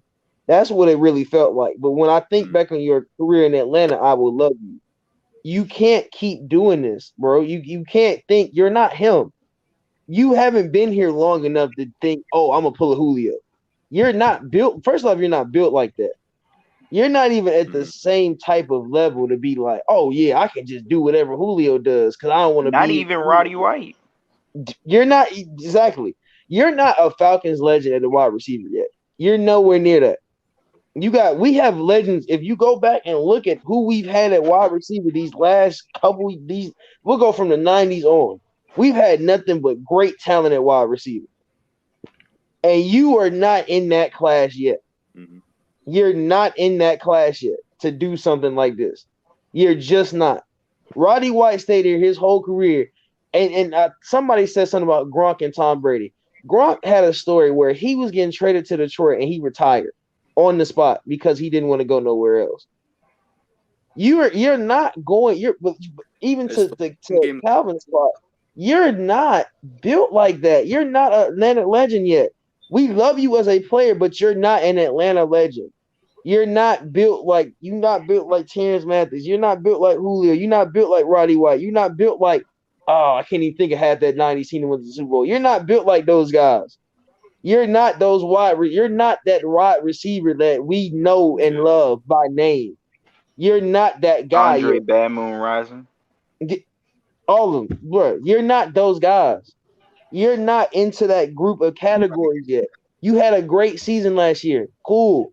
You were getting to the point of okay, we got Calvin Ridley. We knew the transition was gonna happen. We just didn't know when. And that was how it was gonna go. It was the same thing with Roddy when we got Julio. We knew the transition was gonna happen. Let me ask everybody this. I'm gonna start with William. Do you guys believe that basically the Falcons and maybe sorry, do you think that the Falcons kind of prematurely gave him the keys to the team, and he kind of ran with that and kind of filled his head? Do you think that? I'll blame my social I media think team. there was that gap of a year where we had no Julio, but we had to have a wide receiver one because we didn't have Pitts yet. We didn't have Patterson at that time, so we needed that big threat. Whether or not we kind of gave him the keys to the team, I'm not so sure. But I mean, what I wanted to say to y'all, and I mean, if you feel a different kind of way about this, then let me know. But the Carolina one, I almost expected them to do that. the Jets game is what pissed me off because he's shitting on the team. You could also say he's shitting on the league because it's not a right to go to London. It's an honour and a privilege, and he should have at least travelled, if not played. It's not put on for a piss take, for want of a better word. It's an honour to go and play for the international fans, and he's not seen it as such. Yeah, I would put it like this. I love our social media team, but I blame our social media team on that. Let's go look at the beginning of the preseason, and you know when we traded Julio, they start pumping. They started pumping Calvin out there. As soon as we traded Julio, they started pumping Calvin. Calvin posted he was wide receiver 1. They started retweeting all of that stuff. All the Calvin, everything Calvin was posting was getting retweeted. All of this stuff. You were putting a lot of pressure on that man. And when he got killed, I keep going back to that Arthur Smith press conference. When he got killed by the coach, that killed his confidence because he thought he was the man on the world. He was the top man. I ain't gonna lie, he been getting hyped since 2019. Like I knew last season when he was running away from contact. Whoa! I gotta stop. That's some. You realize what you just said? That's some punk shit. I apologize, but if your ass been hyped all season, and then somebody say one bad thing about you, you go crying in the corner. Boy, his feelings hurt, Mike. He said he was in the corner like, you got it bad. When you sing your song. That boy was crying, man. He couldn't like look. You like I said, you get hyped up, and then your world crashed down on you when your coach say you not doing what you supposed to be doing, and he just got you know there's a lot of sensitive people out in this world, and he just sensitive. Like he just got real sensitive about it, and like it's football. That's the one thing I say. It is football. You cannot be sensitive when you play football because your coach will cuss you out. I done had coaches cuss me out since I was in Little League. And I ain't quit football. It's just how it goes. Like, bro, you gonna get cussed out. You gonna get told about yourself because especially if you think you bigger than what you are, and you really ain't that guy. And they gonna humble you. Fans are gonna do it to you. Yeah, fans are gonna do it to you. The hell with the coaches. The fans are gonna give it to you. They're gonna say during the games, "Oh, you suck. You missed the catch," or whatever the hell. They're going to give it to you. If you're sensitive in this game in any way, shape, or form, then you shouldn't be playing football. So if he's having these mental issues because of criticism, go ahead, William. Go ahead. No, I was just going to say. I mean, he just seems like a very sensitive soul in every possible way. I mean, you're going to be routinely hit by 250, 280 pound men, but he does not like to be hit. So, I mean, it's not just on mentally. I think he's not prepared for the pressure that being a number one receiver brings on you. The doubles and like sometimes you'll have an outside linebacker cheating in, and Calvin's not built to deal with guys that size, and even if he was, he's too tentative. He doesn't like to initiate contact at all. Hey man, I don't know if I'm speaking for everybody. I'm just speaking for myself. I hope after the way this season and this past off season went, that as far as wide receivers, we looking at LSU, Ohio State, Georgia, and Florida, because we got these last two roll tide receivers. You got somebody lying and stealing money from us, and the other one faking illnesses out here because he don't want to be held accountable, bro. Ooh, I will never tell you. Know what I said? I said it's funny. I said Arthur Blank. Whoever and Terry Fontenot, Arthur Smith. We will never touch an Alabama receiver again. I hope we don't. I don't think we'll ever touch an Alabama wide receiver again. I think it's at a point now where we have seen two of them just basically shit on the franchise. In the same year, bro. Yeah, I wouldn't dare even go scout at Alabama. All them guys they get out, and they all built the same. I don't think anybody realizes Alabama just literally puts out the same person every other year. I want people to go watch Jalen Waddle, go watch Devontae Smith, and then go watch Calvin Ridley. I was saying something. I said something at the beginning of this season, and I think it flew over people's heads. I said, go look at those Alabama receivers, and go look at Calvin Ridley's wide receiver class. All of those are the OGs. All of those guys that came out that year with Calvin Ridley at Alabama, those are the OGs. Jalen Waddle, Devon, all of those guys are just the recreations of them, literally and truly. They're literally recreations of those guys. Alabama had Julio Jones, Amari Cooper. They had a whole bunch of big receivers before they had little receivers. Mm-hmm. They literally just make carbon copies and they throw them in the league. All of their receivers come out with the same type of everything. It's so crazy. I think people don't notice that.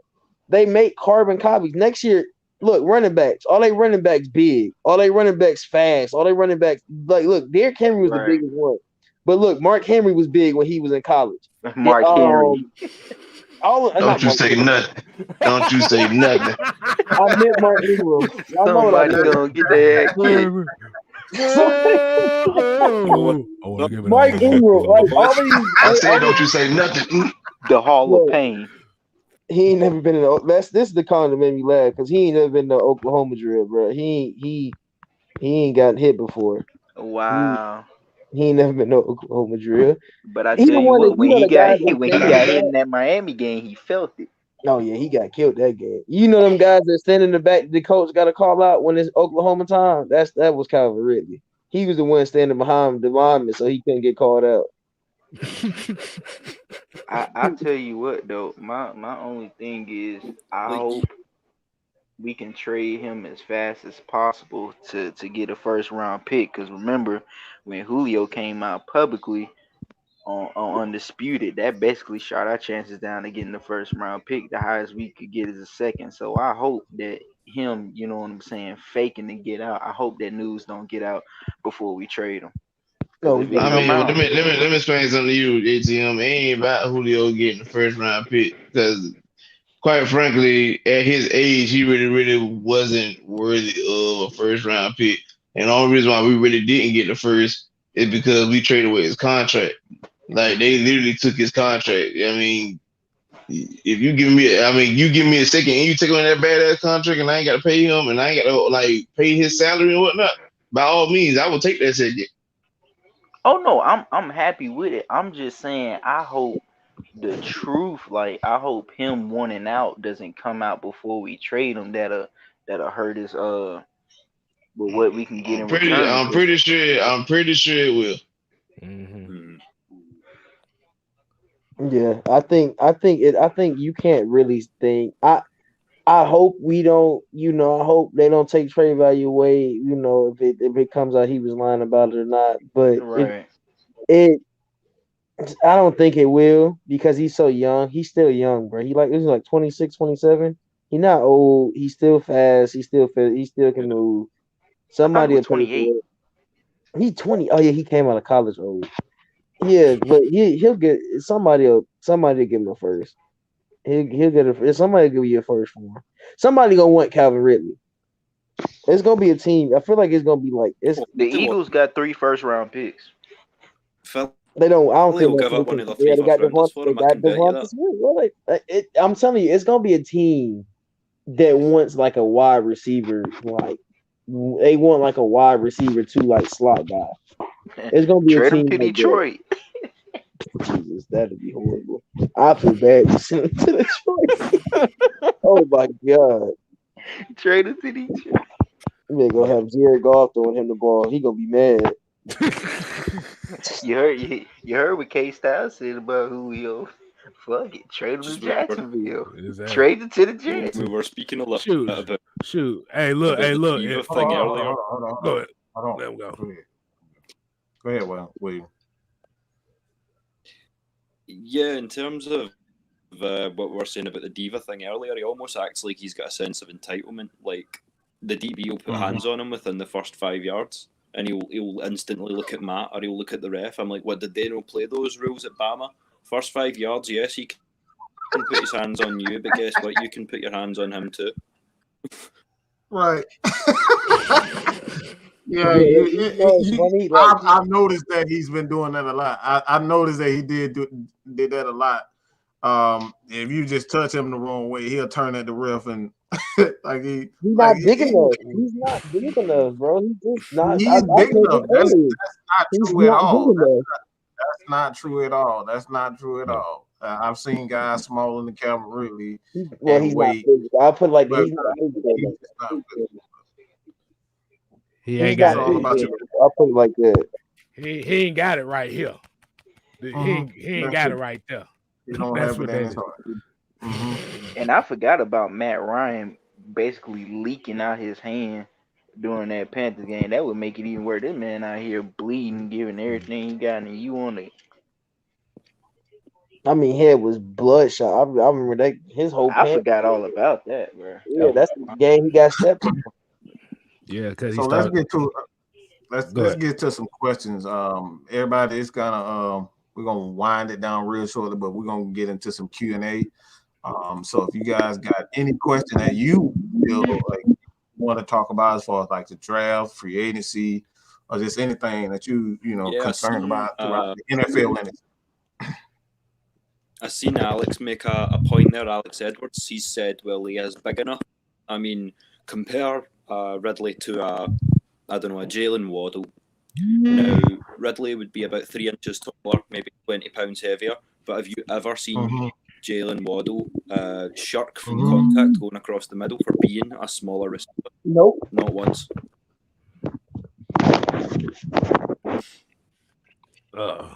I got a question for y'all. Is it that we drafted the wrong wide receiver from Alabama, or is it all Alabama wide receivers that can act like this? We shouldn't have never drafted really in the first place. We needed defense that year, bro. Yeah. You're right. You see that face right there, like. Or you could have traded back. Yeah, I would. But I mean, if you think about it, it really wouldn't matter because we still had Thomas Dimitrov drafting. So,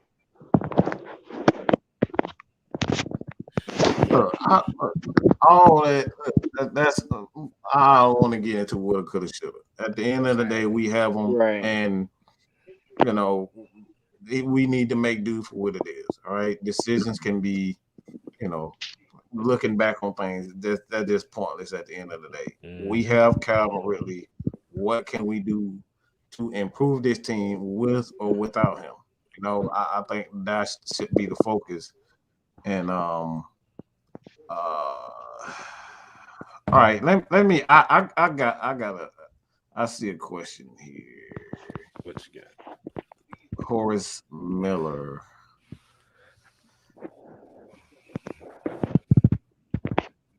Do we build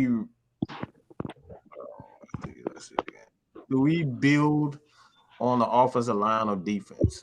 I think both. Both. I don't think there's a question. Yeah. You have to do both. I know a lot of people. One thing we got to understand about both the offensive line and defensive line is that you need chemistry. Okay, that's first and foremost. The players around each other have to have chemistry. They have to understand. All right, if I do this, I know Grady is strong and he's going to push through the guy. So if I push through the guy, I'm going to have an easy pass. So, you got to understand how each player plays together and how each player plays together. That's why you saw today, I forget what day it was. It might have been the day, but what Dean P said, he has to teach guys how to be a pass rusher. Teach them how to pass the rusher. Not get guys in who can rush the passer, teach guys how to rush passer, because you're dealing with guys with instincts, things they've been taught in college. You're trying to, pretty much, erase, the matrix where you're trying to erase everything in his memory, all that type of stuff. You're trying to develop new habits. So this is what the Falcons team is going through. You're trying to develop new habits with guys like Jalen Hurts. You're trying to, develop new habits with Hennessy and Adewale, or I don't know how to say his damn name. I just say Adi.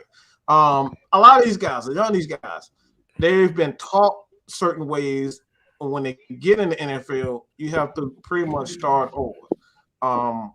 So at the end of the day, you need guys who are not only familiar with the scheme, but you want guys to develop well together. So that's the reason why I feel as though that I don't think Dion is going anywhere. I don't think Walker is going anywhere. Fourier, he really just got into a scheme that he's playing like a Pro Bowl, and he wants to be here. Because if he goes to another team, guess what? He's going to have to learn that scheme, the verbiage and all that type of stuff. So you're going to have to develop chemistry. So replacing a Mayfield, replacing a Caleb McGarry, that's not going to solve. You're going to be right back in the same place as before. Trying to get a guy who can play next to this guy, learn this guy. So it's a repetitive. Go ahead, Wade. In terms of replacing McGarry, how do you guys feel about maybe going mid-round and taking Alec Lindstrom out of Boston College? I mean, we do have his brother, and you don't get much more chemistry than playing beside your brother. So, I mean, that could be a sound pick. I also really like Daniel Fatalele out of Minnesota. I think he's really, really good. So, I mean, Matthews is passable, but, I mean, you bring in somebody with the size of a Fatalele, you could almost move Matthews across to right tackle, have Hennessy at centre, and then have the Lindstrom brothers playing the two guard positions, maybe. I mean, it's all conjecture at this point, but I reckon that sounds pretty solid to me. I like it. I like it. At some point, you're going to have to look for a tackle anyway, because we don't know with Gano if he's going to be back, if he's going to be the same player. So you're going to have to draft a tackle regardless at some point. So, like, I'm not against it at all. We need depth on the offensive line, defensive line. So Lindstrom, I think that'll be a natural. Because obviously they know each other and they know their strengths and weaknesses being brothers. And, again, that chemistry. You know your brother. I'm playing with my brother in the backyard, playing football, basketball. I know his tendencies. So, you know your brother better than anybody. So I think that's something I would look into. You actually saw that with New England with the Mayweather, McCourty. Those guys, safety and cornerback. I like that. I got a hot take for y'all. I got a real hot take. When we was talking about D line and O line. Oh, here we go. Y'all know I play center. Y'all know I love my heavy set boys up front protecting the quarterback. Y'all know I'm gonna say something and y'all gonna call me crazy. But that D line is a different monster compared to that O line. Like Dean P said, you got to teach guys D line. O line, you have learned the same kick step, drop step, pull, twist, combine, all of that stuff since you was in Little League. Now all you've had to do since in Little League was sharpen your tools. That's all O line has been, is sharpening tools. Every time you go up, they're gonna teach you a little bit, it's not a lot more techniques you can push in O line because they made online literally obsolete. You can't even guard nobody the wrong way or you gonna get a flag. It's so stupid, but we ain't gonna get into that. Like I have such a hatred to refs that call flags on centers that move. I hate them so much because it's such a dumb call. You can't sit like that for 10 minutes because you're getting 12 different snaps and think you ain't gonna move the ball once. But we're not gonna get in all of that. It's so stupid, bro. But that D line, you got so many responsibilities. Same thing with O line, but you got so many different more responsibilities on D line. How y'all think Marlon Davidson got that pick six? It was just him reading. It was literally just him reading. Like that D line, you got to learn screenplay. You got to learn when the O line pulling that you can't feel. If you feel the gap, you got to make sure you feel the gap the right way. Because if you get blown off your feet, you're gonna be looking down. It's stuff like that. You gotta learn how to squeeze. You gotta learn how to move this way. If it's a screenplay, you know it's a screenplay. You supposed to sit because you know the old line done left you hanging and you standing there like what you supposed to do when you rushing the quarterback and it's a screen. It's a lot of stuff. It's a lot of little intricate stuff. People think D line is just running up the field and tackling somebody. That's not what D line is. D line is is reading your keys. I wish they had an angle of a D lineman's eyes for the whole play, for a whole play. Because I promise you, you got three different keys at O line, at D line. You got weights, you got a lot of keys you got to read in a matter of 5 seconds, especially if it's a play action. Because you like if in a play action play as a D lineman, you rushing up field thinking this, you trying to fill a gap, and then you got to go into your pass rush. It don't matter what you play DN or D tackle. It's a lot of intricacies. Like so, say it's an inside zone play action. Okay, I'm thinking I'm finna, I felt my hole right. And because the lineman, he done kick step, and you like, bro, what you doing? It's supposed to be a run play. And then now you sitting there confused, and he got his hands on you. It's stuff like that you have to realize and watch. Like, if you watch, I want people to go watch one-on-ones. Like, if y'all go watch the Senior Bowl, you go watch the All-American game. Go watch those O-line one-on-ones. Don't go watch the running back and linebacker. All the little fancy one, all the little skinny guys that can do all those special moves. Watch them big heavy set boys go one-on-one with each other. Because that is a dog fight every time. And if you get blown up, don't get pancaked. Because I promise you, 20 people standing there. Oh boy, your ass get pancake, boy. You about to hear about that right there. Bro, you gonna hear that. We used to do pass pro. Don't get blown up on pass pro. If you don't get 5 seconds, and you don't let you get held. Don't hold nobody, bro. And that's why I say it's hard. It's hard to be an O lineman, but it's a lot more learning to be a D lineman. It's real hard to be an O lineman because the rule book. And if you ever need some lessons into the intricacies of defensive line, watch Aaron Donald work. I mean, that guy is power personified, and yet his handwork, his footwork is just impeccable. He's got great movement. I think watching an Aaron Donald, a TJ Watt, going back a few years, a DeMarcus Ware, that's where you really see the intricacies of the defensive line play. Yeah, absolutely. Right. So anybody else got any more questions before we close? No. Nah. I saw one. Where was it? I just saw this one. I don't know where it went.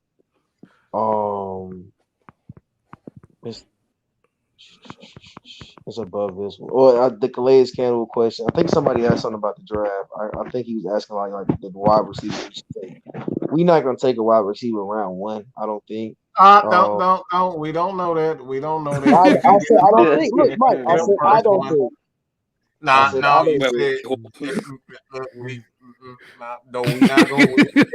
Right. In my opinion, that ain't true. All right, we don't know what's true. The season is yet to be over. We don't know.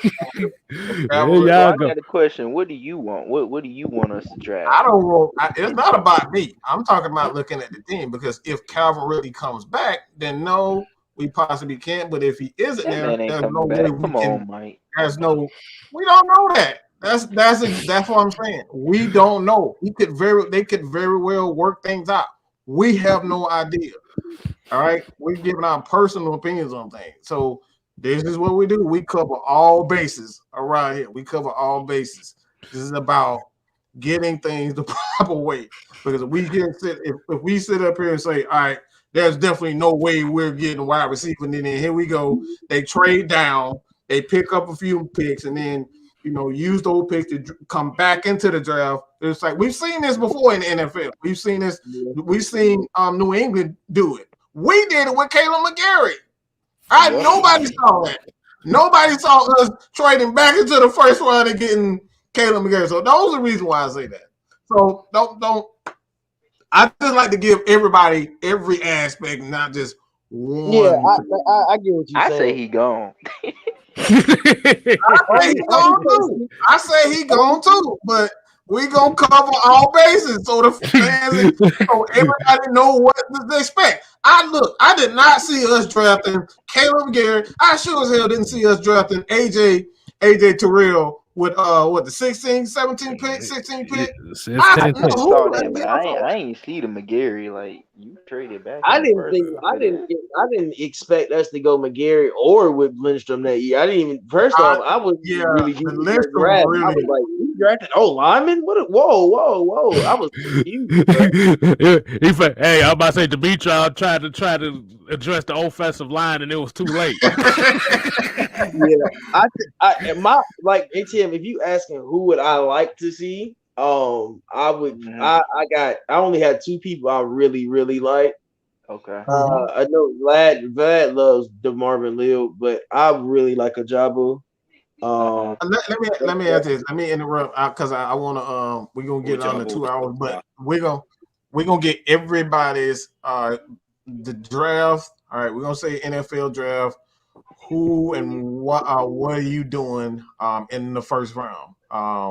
William, we're gonna start with you, ATM, and then TJ. Okay. First round. What are you doing? It's an interesting question, but for me, coming up at 10, is Jordan Davis available? If he is, I mean, that's a 350-pound rock. You could easily kick Grady out to end. But if he's not available, I'd be perfectly happy with a David Ajabo or a Nakobe Dean. Keep him in Georgia because he's a baller. But I'm definitely going defense, pass rush, first round. How about you guys? Me. We just saw the Saints beat the Bucks 9-0 with Taysom Hill at quarterback. Without a Michael Thomas, them boys beat the Bucks 9-0 with Taysom Hill. So in the first round, I'm going. If Jordan Davis is available, I am snagging him. If not, Devontae Wyatt or like TJ said in the Jabo. But I want Jordan Davis right there by Grady Jarrett. We gotta beef up that defensive line. We gotta address the trenches. Y'all know I love Jordan Davis. Like, that's my brother. I treat that like that's my dog, bro. I didn't look. If Jordan Davis is sitting there, I'm just saying that because you about 350 pounds yourself. You love big. Whoa. I am 275. He got 100 pounds on me, bro. I closest I got to Jordan Davis was my sophomore year. I was 310. I ain't got 350 yet. I got 350. I'm gonna look like I'm like the little dude. If I got 350, I'm gonna look like the dude from Willy Wonka, the little blueberry dude. That's what I'm gonna look like. So Millie Mills, they're suggesting we go George Karlaftis out of Purdue. He would be another Purdue. On the edge. Karlaftis is a very good. All about him, bro. I really want. There's Jordan Davis, there's George Karlaftis, and there's Ajabo. I understand somebody said Nakobe Dean because he's in Georgia. Those three, I like Ajabo. I like Ajabo because I watched Michigan all year. Y'all know I'm a Georgia fan, but I watched Michigan all year. That man's a special beast of the animal. I can imagine Ajabo and oh my God, Ogundeji on the edge and just dominate like all game. I can just imagine that in my head. Then you go, we can go with Jordan Davis. I love Jordan Davis. Like, that boy is just special to me. I can't even explain why I love Jordan. Somebody came up to me and asked me, would you take Jordan Davis because of his conditioning? I said, I don't care about conditioning when he's 350 pounds and he holds the line like a brick. Right. You got two. He ain't playing but 2 snaps. Like, I think people don't understand. he's not a pass rusher. He can pass rush, but he's not a pass rusher. He's a run stuffing nose. Was Vince Wilfork a pass rusher? No, but did Vince Wilfork get sacked? Yes, because he was just dominant, and that's the thing I see in Jordan Davis. And then Right. yeah, And we run a 3-4, so you're gonna need a nose tackle. You have him and Anthony Rush. and then you got Karlaftis. Karlaftis is just he is the European Jesus of the NFL. That boy gonna be good. I mean, like I watched this film because somebody put his name out in a draft, in like a mock draft, and I was like, I'm gonna go watch this film. It's crazy what you see him do, like pursuit wise. Like even if the play's not to his side, he can still get the tackle. Like that's the same thing with a Jabba. Like it does not matter what side you run to, you're gonna get hit by them. Like they're gonna find a way to touch you. And that's the scary part about them. Like they like the contact. And that's why I think Karlaftis he's gonna be something. If he's at 10, the thing about that is like your top 10 right now is so jumbled because you don't know who's taking a quarterback in the top 10. You just don't know yet. Because somebody's gonna take one. Somebody's gonna take a quarterback top 10. I can't see nobody not taking the quarterback top 10. Carolina. Yeah, and they probably gonna take Matt Corral if he's not. Still haven't heard about his injury. So it's gonna be. I think this year's gonna be like. I mean, it's gonna be fun, man. I think it's going. Who do you want, TJ? You don't say 15 people. I got 3 names. I can't say who I want. When it come to draft night, and I tell you I was right. It's 3 people. It's 3 people. Those are the only 3 I want. I want Jabba, I want Jordan Davis, or I want Karlaftis. They're the only thing I really want. But I tell you what, TJ, if they let Aiden Hutchinson fall because of one bad game, like they did with AJ Terrell, I take him too. If Aiden Hutchinson drops to 10, I would too. Because they already slandering him, calling him overrated. Screaming, bro. Don't even give me that idea. Please don't give me that idea. I mean, they calling him overrated right now because of that game versus Georgia. I follow Georgia Twitter. I know. I follow Georgia Twitter. I know what we was doing. We was trolling him. I tell you, he dropped the 10. I'm going to scream my head off. Promise. So who y'all want, K Styles and Mike? Who y'all want in the first round, man? I'm torn with this one because me personally, knowing the situation that we in, I would trade back. But like I said, because for some reason, I like if you talking about Jordan Davis, I kind of have a feeling Jordan Davis is going to drop in this draft. I have a feeling that he might drop. He might not drop too far down, but it's going to be out of that top 10. So, if that's the case, yeah, Jordan Davis. I don't really, like I said, I like a Jobo too, but there's another guy that I'm keeping my eye on that is very, very interesting to me. What's his name? Devin Lloyd. Oh yeah, out of Utah. Yep. Oh yeah. Yeah. That boy big too. That boy big too. Yeah. So you can also look at secondary as well. I mean, look at Sauce Gardner out of Cincy. I mean, there's some great corners as well. It's a pretty deep draft all around. The QB position isn't massively deep, but apart from that, I mean, most of the other positions are stacked. Right. I was gonna ask y'all about Sauce Gardner after Mike tells us who he wants in the first round.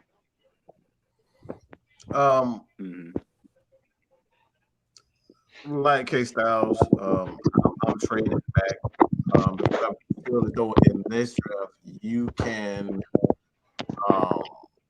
can get multiple edge guys in this draft. So you're not going to be able to replace a Jordan Davis in this draft. You're just not going to get a guy 350 with that athleticism of a nose tackle. Like I want people to get in the habit of looking at what they are and not what they could possibly be. He's an athletic. He's a nose tackle. Okay, got to understand with Jordan Davis. He's a nose tackle, but he's one of the most athletically gifted nose tackles there's ever been. It reminds me of a Vince Wilfork.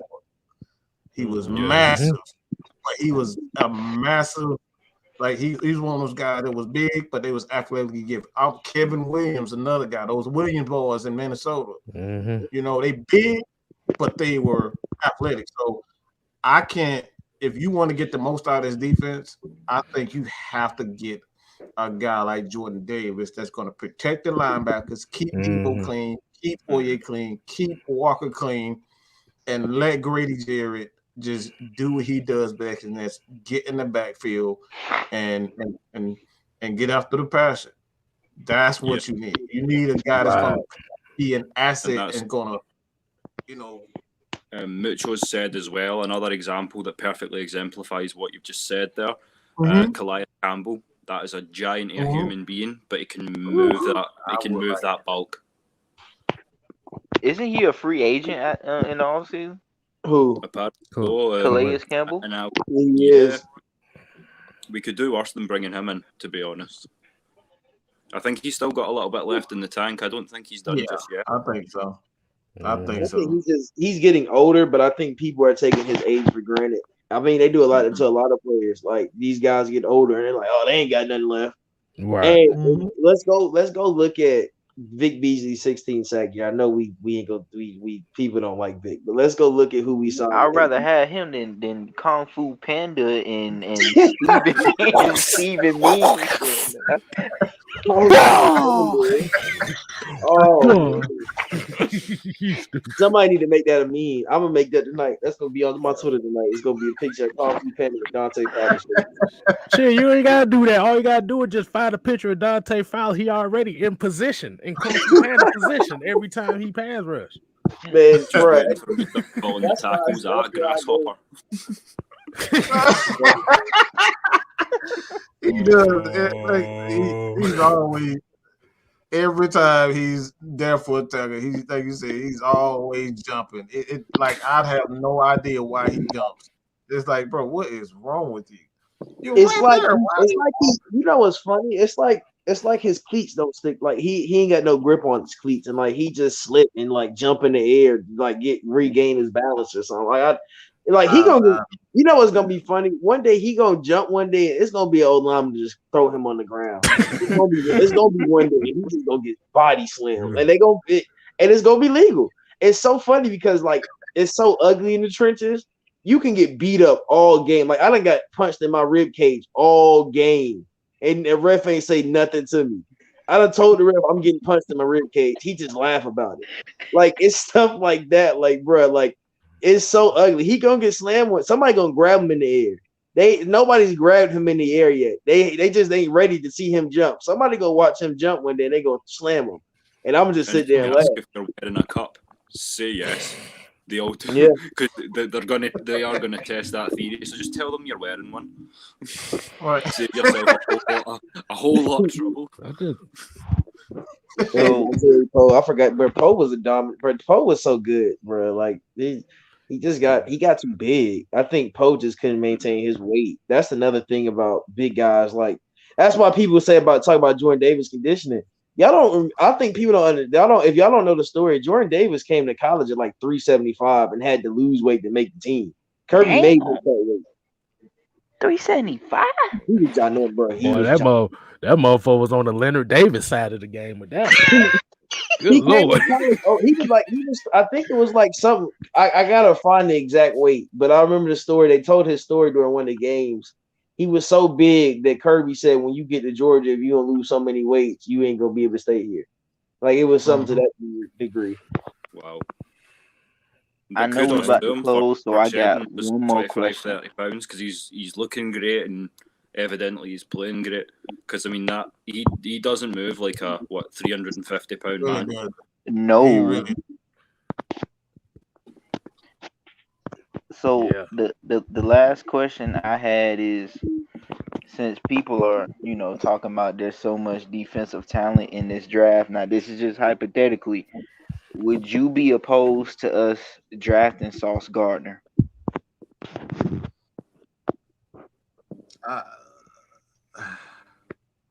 I will only say yes because of the money issue. You can't afford. You got AJ Terrell. AJ is gonna get $100 million. Okay, Yeah, he's going to and need about paid. time. Yeah, about time you Sauce is really becoming to his own. If he becomes a top corner, AJ is gonna, he's gonna. So I don't. That's difficult. You're definitely you're gonna need a guy like that's gonna be a compliment to Terrell and a guy like because in this league you can't keep two good corners. Can't keep two good corners. So you're gonna need rotational guys that's gonna be able to. Well, on the subject of rotation, I mean, Isaiah Oliver hasn't played too badly this year. Even if you want to play him as more of a kind of nickel and dime package sort of guy, I reckon he can definitely contribute. So this was written, but I think he's talking about far as more as outside because the only team that I can think that have two good outside corners are the Ravens, and that's with Marlon Humphrey and Marcus Peters. But Marcus Peters, he hurt for the season. Yeah, they haven't paid. That's only because they haven't paid Lamar yet. So one of those guys gonna have to go, right? Because Lamar about to get broke. He about to be broke something proper. So he's about to get about $200 million. So again, like I like the idea, but the money in the NFL it dictates how you can build the defense because it's an offensive driven league. And most of the offensive players get paid a lot of money. So it's like having two good corners in the league when we need a pass rush on top of it. I just don't see us drafting Sauce. I would love it if he falls into the second round. That's perfect for us.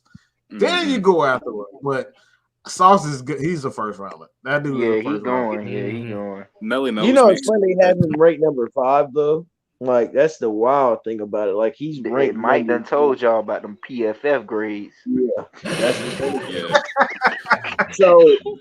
So this is a quote from 2019. This is Kirby Smart talking about Jordan. He said Jordan comes and works cardio more than anybody else we've got. This is when this is his sophomore year.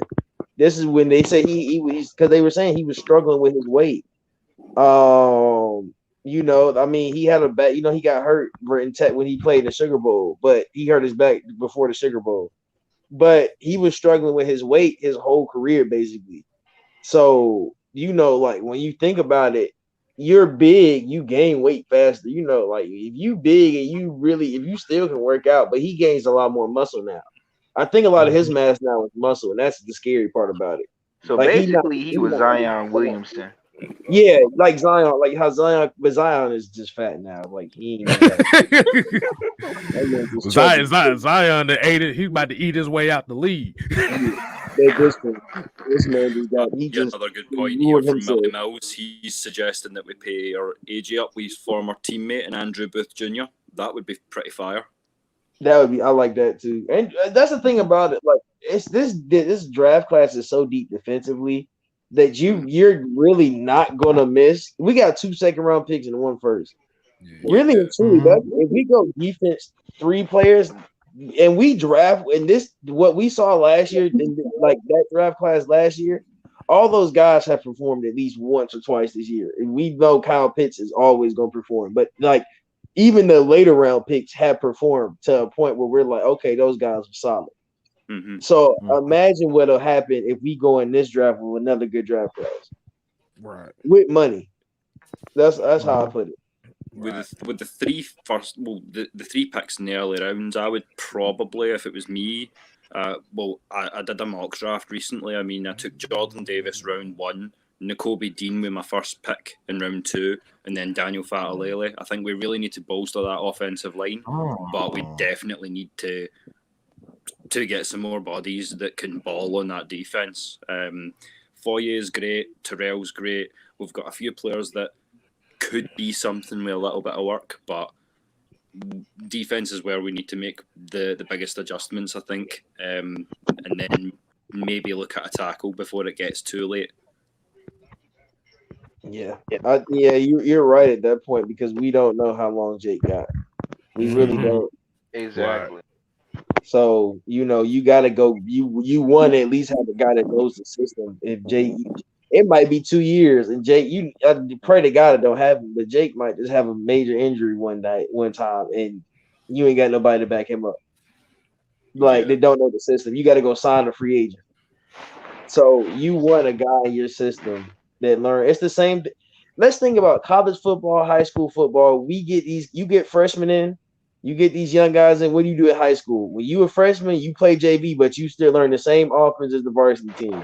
It might just be a little bit more simplified. When you go to college, you ain't got JV, but you still practicing with the seniors. And you still learning from them. You learning little tools and tricks from them. It's stuff like you gonna need those guys. You gonna have to, we love Jake. I've always loved Jake. Jake was my first Falcons autograph when I grew up.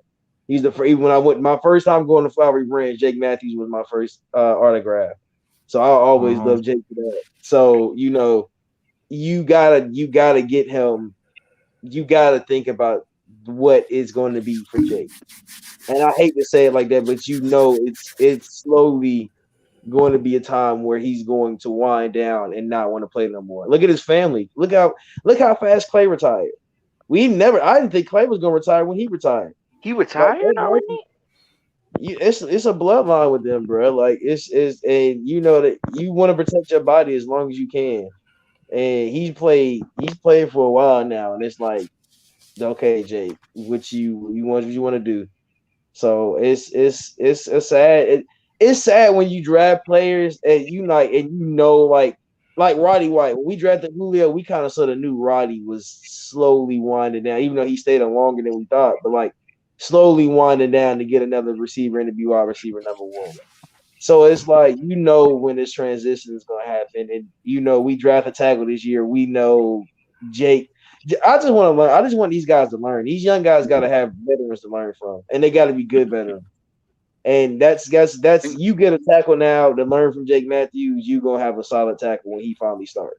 Or move Jake into the guard because somebody needs to seriously teach Jalen Mayfield how to fucking pull. He's not done it that much, but when he tries to pull it, is a comical sight. If you want to right tackle playing left guard, so you got a right hand dominant man playing left side, bro. It's hard out there. He getting killed out there, but I mean, you got him playing left guard. He been playing right tackle his whole life. So I mean, that's the. And then he played his COVID year. So I mean, he a year away from football, and then got drafted and had to go play in the NFL. I was gonna say that's why that Matt Gonal and Josh Andrews injury hurt so bad too. It hurt, but it into the little Falcons room. So I'm gonna pause the cam and mic, and I'll be back in just a moment, boys. Okay. All right. What were you gonna say, K-Styles? I was about to say, it hurt, but it helped at the same time. Because for the young guys to get experience, it helped him because now you give them that experience at that left guard spot. Like I said, we don't know what the hell's gonna happen this offseason, but they might surprise the hell out of all of us and pull a move off we didn't even know, we didn't even think about. We gotta be prepared for that. That's why I don't want to set on a position. We don't know. Like I said, they could very well say, all right, this Calvin Ridley situation isn't as bad as we all think it is. I still think it is that bad, but they might not. I told you, I say he gone. Oh, we know. That's what I'm talking about. We know that. See, but here's the thing: if you trade Calvin Ridley, you save $11 million on the cap. You say that, yeah. So that's why I say he's out of here, because that $11 million, they can bring in somebody else they can control. Right. Like, it's all about control with coaches. They want to have their vision and no one go against that vision. And right now, Calvin Ridley goes against that vision because he's not here. he's not here, it's obviously he's not on board for whatever reason. Yeah, cause Young Thug and other buddy ain't cutting it, man. Young Thug and Desi Banks. Oh Yeah. my God, The fact we made that them man be get Atlanta.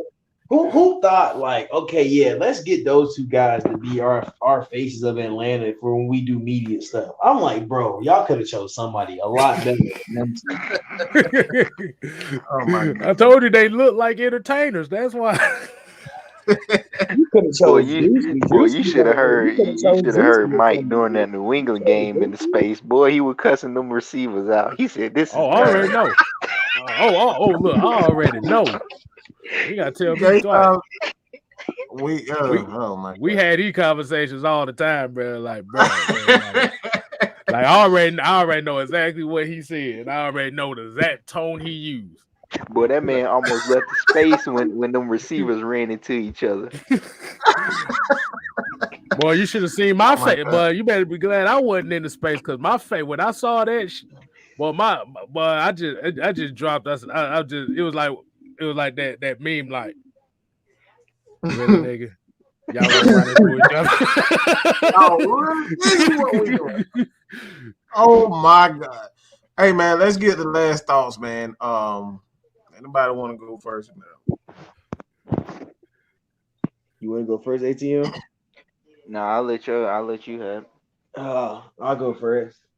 Final thoughts. Sunday's a big game. No matter if we make it, we might not make the playoff. I don't really care. We got to beat the Saints. We need a season sweep of the Saints. I don't care about anything else. I told my sister, a Saints fan, I told her we can go 2-15. 2, it would be 2-16 now. As long as we beat the Saints twice, I'm happy. So you make sure like this game we gotta beat them. We at home, bro. We gotta beat. I don't know last time we beat them at home. So it's time to get it. They need it, bro. This team needs to beat the Saints. Like just to end the year off right, we gotta beat the Saints. Like it'll feel like this season which will be nice. Like so. I appreciate Mike and K Styles give me the invite as always. Y'all know I've been working y'all, so my schedule's been hectic. So y'all haven't seen me a lot. I haven't been doing shows. Slowly but surely, I'll get back into doing them. We slowly and surely getting back into getting me a solid schedule. So I'll be morning shows. I'm starting a radio show, y'all. With me and Vlad. Me and Vlad are gonna start doing radio shows. So y'all see Vlad in the comments talking all the time. You like what he's saying in the comments. We were definitely doing radio shows together. We'll be starting doing live shows again soon, so y'all can see our faces and see us talking emotions and all of that. But the radio shows will hold y'all down for a little bit till we get back on a solid schedule. Go over to FILA. We just did the Atlanta United 2022 years, like goals for the year and stuff like that. So if you're a United fan, make sure you shoot over there and listen to those guys. Got Ariel and Tommy. And FILA's like really back, y'all. Like it's gonna be back. We gonna really start pumping content. So definitely go over there, subscribe. It's Forever I Love Atlanta Sports Podcast. Go over there, subscribe, and just pay attention. Because it might not pop up, but just turn your notifications on so you see it. I'd just like to add in as well. Once again, thank you guys for bringing me on board. It's a great honour to, as I say, put my 2 pence across as kind of the international contributor. Yes, sir. It's a huge honour, and I can't even begin to tell you how much it means to me. I'd also like to take this opportunity to thank. I've kind of brought 3 families together, as it were, tonight. So my friends that have come in from the other channels that I represent. So anyone who's here from Sports Live in the ATL or the Northwest Sports Fanatics for life, brother.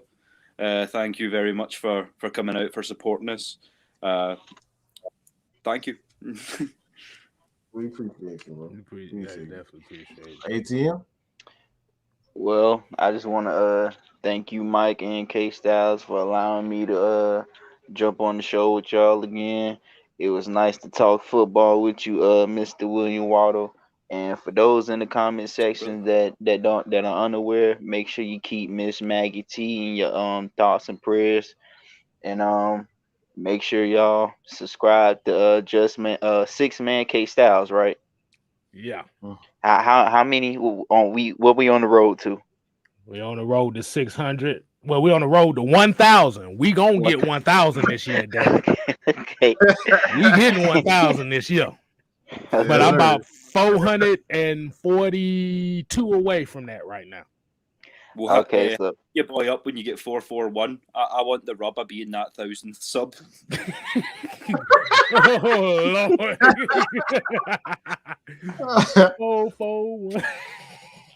I definitely appreciate that, man. So like I said, make sure y'all support Miss Maggie T, support K Styles, Twisted, Utah Sports, Mad Mike Sports, AFN, Fila, and also follow all of us on Twitter. If you want to see some receipts and stats, follow me on Twitter at ATM0534. ATM the receipt, man. And let's bring these broomsticks out and sweep these ain'ts, man. Absolutely. Right. Well, let me say this real quick.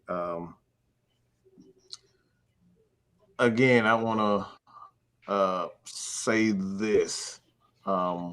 We have all the respect in the world for anyone suffering with mental illness. I want to make that clear. It's a serious matter. It shouldn't be joked about. It shouldn't be used as a vice, because there are people who really suffering. I've had my bout with it, and that's why I'm so passionate about anyone who really suffers from it. So if I feel in any way, and I could be wrong about everything I said about Cavalry, I could be wrong, but myself, you know how I am. I'm passionate when I see something that may not, I could be totally off, but I'm man enough to come back and say, all right, guys, I apologize. I went way too far. And I think that's one of the main reasons why the world is where it is, because if we got so many people with so much pride, they're not willing to admit when they're wrong. And that plays into mental and mental illnesses and whatnot. So let's be as I said earlier, because if you guys saw my earlier rant on camera, really, it was not pretty. It ain't pretty. I wouldn't ape shit. Okay, so but like I said, at the end of the day, I toned it down because he could very much be going through a lot. I don't know. I can only speak on my personal thoughts, and these are my personal thoughts on the situation. Nothing more. I have no evidence. I don't have a source like a lot of these people have. I don't have a source. I'm going off just my personal thoughts. But again, we are we have channels. We've done shows, Kevin and I, where we're talking about CTE. We're talking about, what athletes, wrestlers, people, people that actually are, they are rugby players. I don't think a lot of rugby players get. I've seen guys like, Cesaro. Cesaro retired because of a lot of injuries in rugby and all types of things. Like, so it's a lot of people. It's a lot of people who've,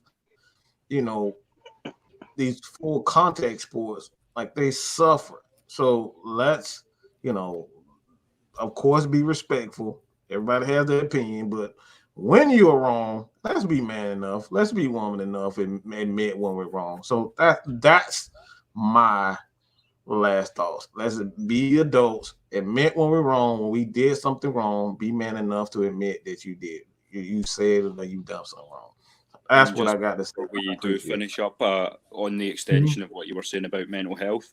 I think this would be a great opportunity to put it out to the community. If they're going to be hitting us up on Twitter anyway, we know that everybody has their struggles. We are not here to judge. We're a family.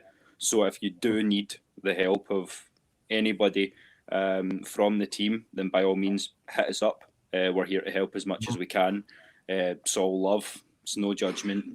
So if you ever just need somebody to chat to, we're here. Absolutely. Give. Hey man, you know I always say, man, we always grateful, man. Losing a lot of people this year already. People, this COVID thing didn't hit a lot of people hard. Actually, I think this is the quickest COVID didn't hit somebody in a year. It's only the 7th of January, and it seemed like it didn't hit worse than it did all of last year. Yeah. So everybody just make sure y'all be careful out here. Make sure you don't take nothing for granted out here. Hey man, just live your life, man. Definitely appreciate everybody tuning in. Appreciate William, Moneyman, ATM, TJ, LT for coming on here with us. If y'all just now tuning in, if you haven't seen earlier in the show, we had the Dan Reeves tribute. So you make sure y'all replay and watch that if you didn't get a chance to see that. We're gonna re-air it. We'll re-air it so everybody can see it again. Right. So hey, all I gotta say, man, is just don't take any of this stuff for granted. And hey, just be happy where you at. Hold your loved ones tight because you don't know when is going to be the last time you get to hold them. I didn't get the chance to put it across earlier because I was backstage, but rest in peace to Coach Reeves. Sorely missed throughout the league, not just by Falcons fans. So it's been a real honour to join you guys tonight and to help you put this across. Thank you, sir. Appreciate it. All right. So, hey, man. Until next time, y'all, as we say here at AFN, we ain't here to play. We here to stay. You ain't got to go home. But you get the hell out of here. Deuces. Rest in peace, Dan Reeves. Yes, sir.